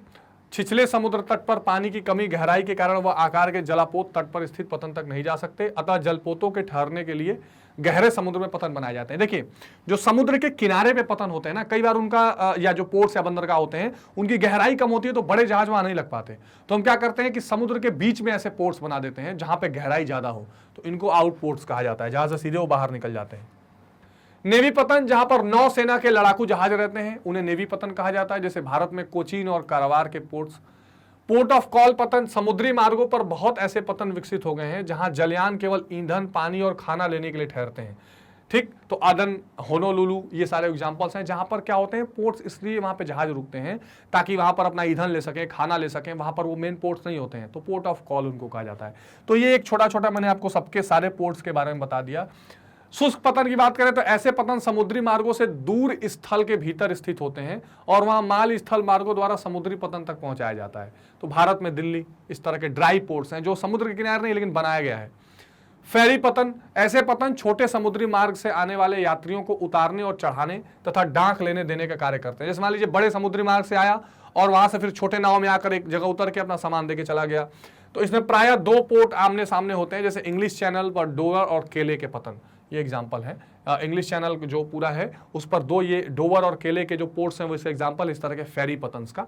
और शुष्क पतन या ड्राई पोर्ट्स मैंने आपको बता दिया कि जहां पर एक माल के स्थल बनाया जाता है और वहां से क्या होता है, जो समुद्री मार्गों से दूर के स्थल के भीतर में होते हैं और वहां माल स्थल मार्गों द्वारा समुद्री पतनों तक पहुंचाया जाता है, ठीक है ना, मार्ग द्वारा समुद्र तक पहुंचा दिया जाएगा और पोर्ट्स जैसा बना के रखा जाएगा, कंटेनर्स वहां रखे जाएंगे। तो ये कुछ छोटे छोटे पोर्ट्स के बारे में मैंने आपको बताया जो आपको जानना बड़ा जरूरी है कि किस तरह के ये पोर्ट एक्चुअली में होते हैं, इनका काम क्या होता है और किस तरह का इनका वर्गीकरण किया गया है, ठीक है। तो इसको आपको बिल्कुल अच्छे तरीके से ध्यान में रखना है। अब देखते हैं एक एक करके कुछ इंपॉर्टेंट पोर्ट्स जो पूरी दुनिया में है, जिसकी चर्चा हम अन्य कारणों से भी कई बार चैप्टर्स में कर चुके हैं। आज देखते हैं कि पोर्ट्स के हिसाब से। तो न्यूयॉर्क, ये आपको पता है कि यूएसए का एक इंपॉर्टेंट शहर है और ये जो पोर्ट है खास करके आपको पता है कि पूरा जो नॉर्दर्न अमेरिका है यानी उत्तरी अमेरिका, तो उस अटलांटिक के तट पर बसा हुआ है, तो ये यूएसए में है और इसलिए अमेरिका और यूरोप का जो पूरा संबंध स्थापित करने में इंपॉर्टेंट पोर्ट है, काम आता है। यह संयुक्त राज्य अमेरिका के उत्तरी पूर्वी तट पर हडसन नदी के मुहाने पर स्थित है। ईरी झील द्वारा या झीलों के मार्ग से संबंधित है। यह एक गहरा तथा सुरक्षित बंदरगाह है। हमने अभी कई सारे ऐसे बंदरगाहों की चर्चा में हम कर रहे थे पीछे, जो क्या होते हैं, नदियों से जुड़े होते हैं, नदियों से फिर समुद्र में जुड़ जाते हैं। और जब हम आंतरिक जलमार्ग या इनलैंड वाटरवेज की बात कर रहे थे तब ने हम इस तरह का देखा था। तो न्यूयॉर्क इसी तरीके से है। ये क्या है, यह ईरी झील द्वारा झीलों के मार्ग से संबंधित है। यह एक गहरा तथा सुरक्षित बंदरगाह है जो यूरोप के औद्योगिक देशों के निकट है। इसका पृष्ठ देश बड़ा धनी और घना बसा है। अब ये ध्यान रखिएगा कि बार बार जो बंदरगाहों की चर्चा की जाएगी उसमें इस तरह की बातें आएंगी कि ये बंदरगाह किस तरीके के ट्रांसपोर्ट और किन देशों से जोड़ने में इंपॉर्टेंट रोल प्ले कर रहा है। तो जैसे जो न्यूयॉर्क है ये खास करके उत्तर पूर्वी तट पर है, वहां से झीलों के माध्यम से फिर अटलांटिक के तट पर आ जाएगा और यूरोप में जाकर पश्चिमी यूरोप से मिलेगा, मतलब पश्चिमी यूरोप के देशों में जहाज भेजने में यहां पर काम आता है। यह रेल, नदियों, सड़कों और नहरों द्वारा सभी ओर से जुड़ा हुआ है। यह एक प्रमुख व्यापारिक तथा औद्योगिक केंद्र है। तो यह ट्रेड सेंटर भी है, इंडस्ट्रियल सेंटर भी है। यहाँ सूती, ऊनी कपड़े, लोहा और इस्पात यानी स्टील का सामान, नकली रेशम आदि यानी कि जो आर्टिफिशियल सिल्क वाली बात आती है, ये सारी चीजें यहाँ पर बनाने के कारखाने हैं न्यूयॉर्क में और यहाँ से ये चीजें एक्सपोर्ट की जाती हैं। सैन फ्रांसिस्को एक बार फिर अमेरिका में, तो यह संयुक्त राज्य अमेरिका के पश्चिमी तट पर। तो आपको मैंने बार बार बताया है कि अमेरिका का जो पूर्वी तट है वहां पर अटलांटिक ओशियन है, ठीक है, अटलांटिक महासागर है, और जो पश्चिमी तट है उधर क्या है, प्रशांत महासागर या पैसिफिक ओशियन है। तो ये उधर पश्चिमी तट पर है, ये प्राकृतिक बंदरगाह है। प्राकृतिक बंदरगाह से देखिए, बंदरगाहों में एक चीज और ध्यान रखिए, कुछ होते हैं नेचुरल पोर्ट्स होते हैं जो बने हुए हैं, उस तरह से उनका ढलान है कि वहां पर आप जहाजें लगा लेंगे। कुछ होता है जो आर्टिफिशियली क्रिएट किया जाता है या बनाया जाता है, ठीक है। पनामा नहर खुल जाने से इसका महत्व बहुत बढ़ गया है। तो पनामा की चर्चा हमने की थी, पिछले चैप्टर में भी की थी। तो पनामा में क्या था, हमने देखा कि जो उत्तरी अमेरिका का लास्ट पार्ट है पनामा, नीचे दक्षिण अमेरिका, दोनों के बीच में फिर जलडमरू मध्य है, उसको काट के पनामा नहर बनाया गया है, और वहां से फिर प्रशांत महासागर और अटलांटिक महासागर को जोड़ने का काम किया गया है। तो जब से ये पनामा नहर बन गया 1904-5 के आसपास, तब से इसका और इंपॉर्टेंस बढ़ गया। इसके पृष्ठ प्रदेश में गेहूं और फलों की पैदावार बहुत होती है, यानी जहां पर है उसके आसपास की जगहों पर गेहूं का और फलों का पैदावार होता है। यहां जहाज बनाने, फलों को डिब्बों में बंद करने, लकड़ी चीरने, मांस को डिब्बे में बंद करने और ऊनी वस्त्र तथा शराब बनाने के कारखाने हैं। अब ये जो चीजें आप देख रहे हैं जिन पोर्ट्स या बंदरगाह के आसपास, जाहिर सी बात है कि उन बंदरगाहों से फिर उनका उसी तरह का एक्सपोर्ट होता है, उसी तरह का व्यापार किया जाता है। न्यू ऑरलियंस की अगर बात करें तो यह मिसिसिपी नदी के मुहाने पर स्थित है। तो मिसिसिपी रिवर की बात हमने कई बार की है, उसके मुहाने पर यह न्यू ऑरलियंस बंदरगाह है। अब आप एक चीज बड़ी इंपॉर्टेंट समझ लीजिए कि जो विकसित देश हैं उन्होंने क्या किया हुआ है, अपने इनलैंड बंदरगाहों को भी बहुत मजबूत किया हुआ है, यानी नदियों से जोड़कर बंदरगाहों को फिर उसको समुद्र में उतार देना। ये आप जो पूरा इंफ्रास्ट्रक्चर देख रहे हैं, भारत में भी किस तरह की दो प्रोजेक्ट चल रहे हैं, इसको आप ध्यान रखिएगा, भारतमाला और सागरमाला, ठीक है, सागर माला, ठीक, और भारतमाला, ठीक है। इसमें दो चीजें महत्वपूर्ण बताई जा रही हैं, एक तो सड़क का पूरा डेवलपमेंट करना, इंफ्रास्ट्रक्चर तैयार करना, और सागरमाला पोर्ट जो है, बंदरगाह जो है, उनको इंफ्रास्ट्रक्चर के हिसाब से तेजी से डेवलप करना और सड़कों से जोड़ना। तो इस तरह के महत्वपूर्ण काम हम कर रहे हैं। इसके अलावा भी भारत में, मैंने एक बार और चर्चा आपसे की थी कि जो नेशनल वाटरवेज हैं, ठीक है, नेशनल वाटरवेज यानी राष्ट्रीय जलमार्ग, तो नेशनल वाटरवेज में हमने पहला बनाया हुआ है, कहां से, प्रयागराज से हल्दिया के बीच में, ठीक है। मैंने कई बार बताया, आप सेशंस में देख लीजिएगा, प्रयागराज से हल्दिया के बीच में हमने गंगा नदी पर बनाया है, जो बंगाल की खाड़ी में जाकर मिल जाती है। तो इस तरह के इनलैंड वाटरवेजों को हम क्रिएट कर रहे हैं और इससे फिर बंदरगाहों से जोड़ेंगे, उनके टर्मिनल्स हम बना रहे हैं जहां से जहाजों को जोड़ा जाए। तो इस तरह का ये, इसी तरह न्यू ऑरलियंस आप देख लीजिए, मिसिसिपी के में प्रमुख बंदरगाह है। यह प्रदेश रेल और सड़कों द्वारा देश के भीतरी भागों से जुड़ा है। जब मैं आपको परिवहन वाला भी चैप्टर बता रहा था तो मैंने बताया था कि परिवहन के जितने साधन हैं सब एक दूसरे के संपूरक हैं, यानी रेल, सड़क, ये सब एक दूसरे से जुड़े हुए हैं। इसका उदाहरण ये गेहूं, मक्का, कपास, पेट्रोलियम के निर्यात के लिए बहुत ही प्रसिद्ध है। कौन सा, न्यू ऑरलियंस का ये बंदरगाह, ठीक। आगे देखते हैं, ब्यूनस आयर्स। अब ये दक्षिण अमेरिका में, दक्षिण अमेरिका में अर्जेंटीना वाला जो पूरा एरिया है, अर्जेंटीना में आप, ये राजधानी है। यह ला प्लाटा नदी के मुहाने पर स्थित अर्जेंटीना की राजधानी है और यहां से गेहूं का बड़ा इंपॉर्टेंट निर्यात किया जाता है। यह रेल और वायु मार्गों द्वारा देश के भीतरी भागों से भली प्रकार से जुड़ा हुआ है। यहां का बंदरगाह उथला है, अतः बड़े जहाज यहां तक नहीं आते हैं। इसके पृष्ठ प्रदेश में चौपाए खूब पाले जाते हैं, यानी एनिमल्स का रेयरिंग, और इसके अलावा गेहूं वगैरह का भी यहां से खूब होता है। देखिए, गेहूं, मक्का, गन्ना, तिलहन, कपास, फल आदि की अच्छी पैदावार होती है। व्हीट बाउल भी उस एरिया को कहा जाता है। अतः चीनी बनाने, कपड़ा बुनने, चमड़े का सामान बनाने और मांस के डिब्बों में बंद करने की भी कारखाने हैं। तो जाहिर सी बात है फिर इन्हीं चीजों का एक्सपोर्ट भी किया जाएगा, इन चीजों को प्रमोट करके भी आगे बढ़ाया जाएगा। वॉलपैराइसो, एक बार फिर से दक्षिण अमेरिका, यह चिली का सबसे बड़ा नगर और बंदरगाह है। चिली भी कहाँ है, दक्षिण अमेरिका में, और पैसिफिक ओशियन यानी कि प्रशांत महासागर के तट पर यह बड़ा देश है। बिल्कुल मिर्च के आकार का उसका आप देखेंगे तो उसका शेप भी दिखाई देगा आपको। यह रेलों तथा सड़कों से भीतरी भागों से जुड़ा है। यह एक बहुत ही बड़ा औद्योगिक तथा व्यापारिक केंद्र है। चिली में बहुत, और सेंटियागो आपने नाम सुना होगा। यहां से शराब, मांस, ऊन, फल, लोहा, तांबा, चांदी, शोरा और टिन का निर्यात किया जाता है, ठीक है। तो ये वॉलपैराइसो चिली में है, इसका भी आप ध्यान रखेंगे, ठीक है। चलिए, इंपॉर्टेंट है, इसकी चर्चा हमने परिवहन वाले चैप्टर में की थी। रियो डी जेनेरो ब्राजील की राजधानी है, बहुत इंपॉर्टेंट सिटी है। ब्राजील ये भी दक्षिण अमेरिका का देश है। Bolivia, Brazil, Argentina, Chile, Uruguay, Paraguay, Venezuela, Guiana, French Guiana, ये सारे, सूरीनाम, इक्वाडोर, ये सारे देश एक साथ जुड़े हुए हैं। तो यह ब्राजील की राजधानी है, ब्राजील का सबसे बड़ा नगर और उत्तम बंदरगाह है। इसका पृष्ठ प्रदेश उपजाऊ और धनी है, अतः यह नगर व्यापार, उद्योग धंधों का केंद्र है। यह रेल और वायु मार्गों द्वारा समुद्री मार्गों का केंद्र है। यहां से कहवा, चीनी, चमड़ा, मांस, जूते, कपास, लोहा, मैग्नीज आदि वस्तुओं का निर्यात या एक्सपोर्ट किया जाता है। ठीक है जी, आ गई बात समझ में? चलिए, ग्रेट। सिंगापुर बहुत इंपॉर्टेंट नगर है। यह नगर मलाया प्रायद्वीप के दक्षिण में सिंगापुर नामक द्वीप से दक्षिणी भाग पर स्थित है। तो सिंगापुर का जो पूरा आइलैंड है वहीं स्थित है। सैनिक दृष्टि से इसकी स्थिति बहुत महत्वपूर्ण है। यही कारण था कि अंग्रेज यहां पर समुद्री बेड़ा रखते थे। यहां से सभी ओर को जहाज जाते हैं। जाहिर सी बात है, सिंगापुर से फिर आप उधर चाहे तो ऑस्ट्रेलिया से होते उधर पैसिफिक वाले फिर अमेरिका की तरफ भी आ सकते हैं, इधर हिंद महासागर की तरफ भी निकल के आ सकते हैं। तो बहुत स्ट्रेटेजिकली इंपॉर्टेंट ये शहर है। यह हिंद महासागर का सबसे बड़ा और श्रेष्ठ बंदरगाह माना जाता है। तो एक तरह से सबसे बड़ा इंडियन ओशन में माना जाता है।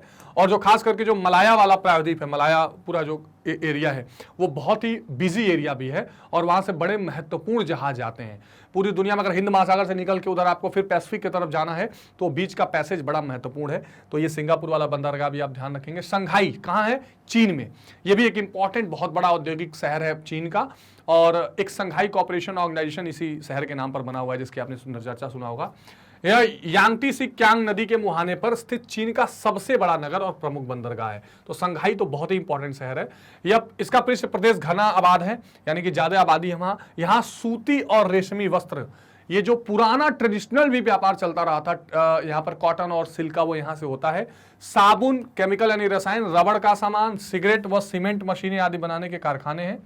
यहां से कपास, रेशम, चाय आदि का निर्यात होता है और कपड़ा, पेट्रोल, तंबाकू, शक्कर, लोहा, इस्पात का सामान आयात किया जाता है।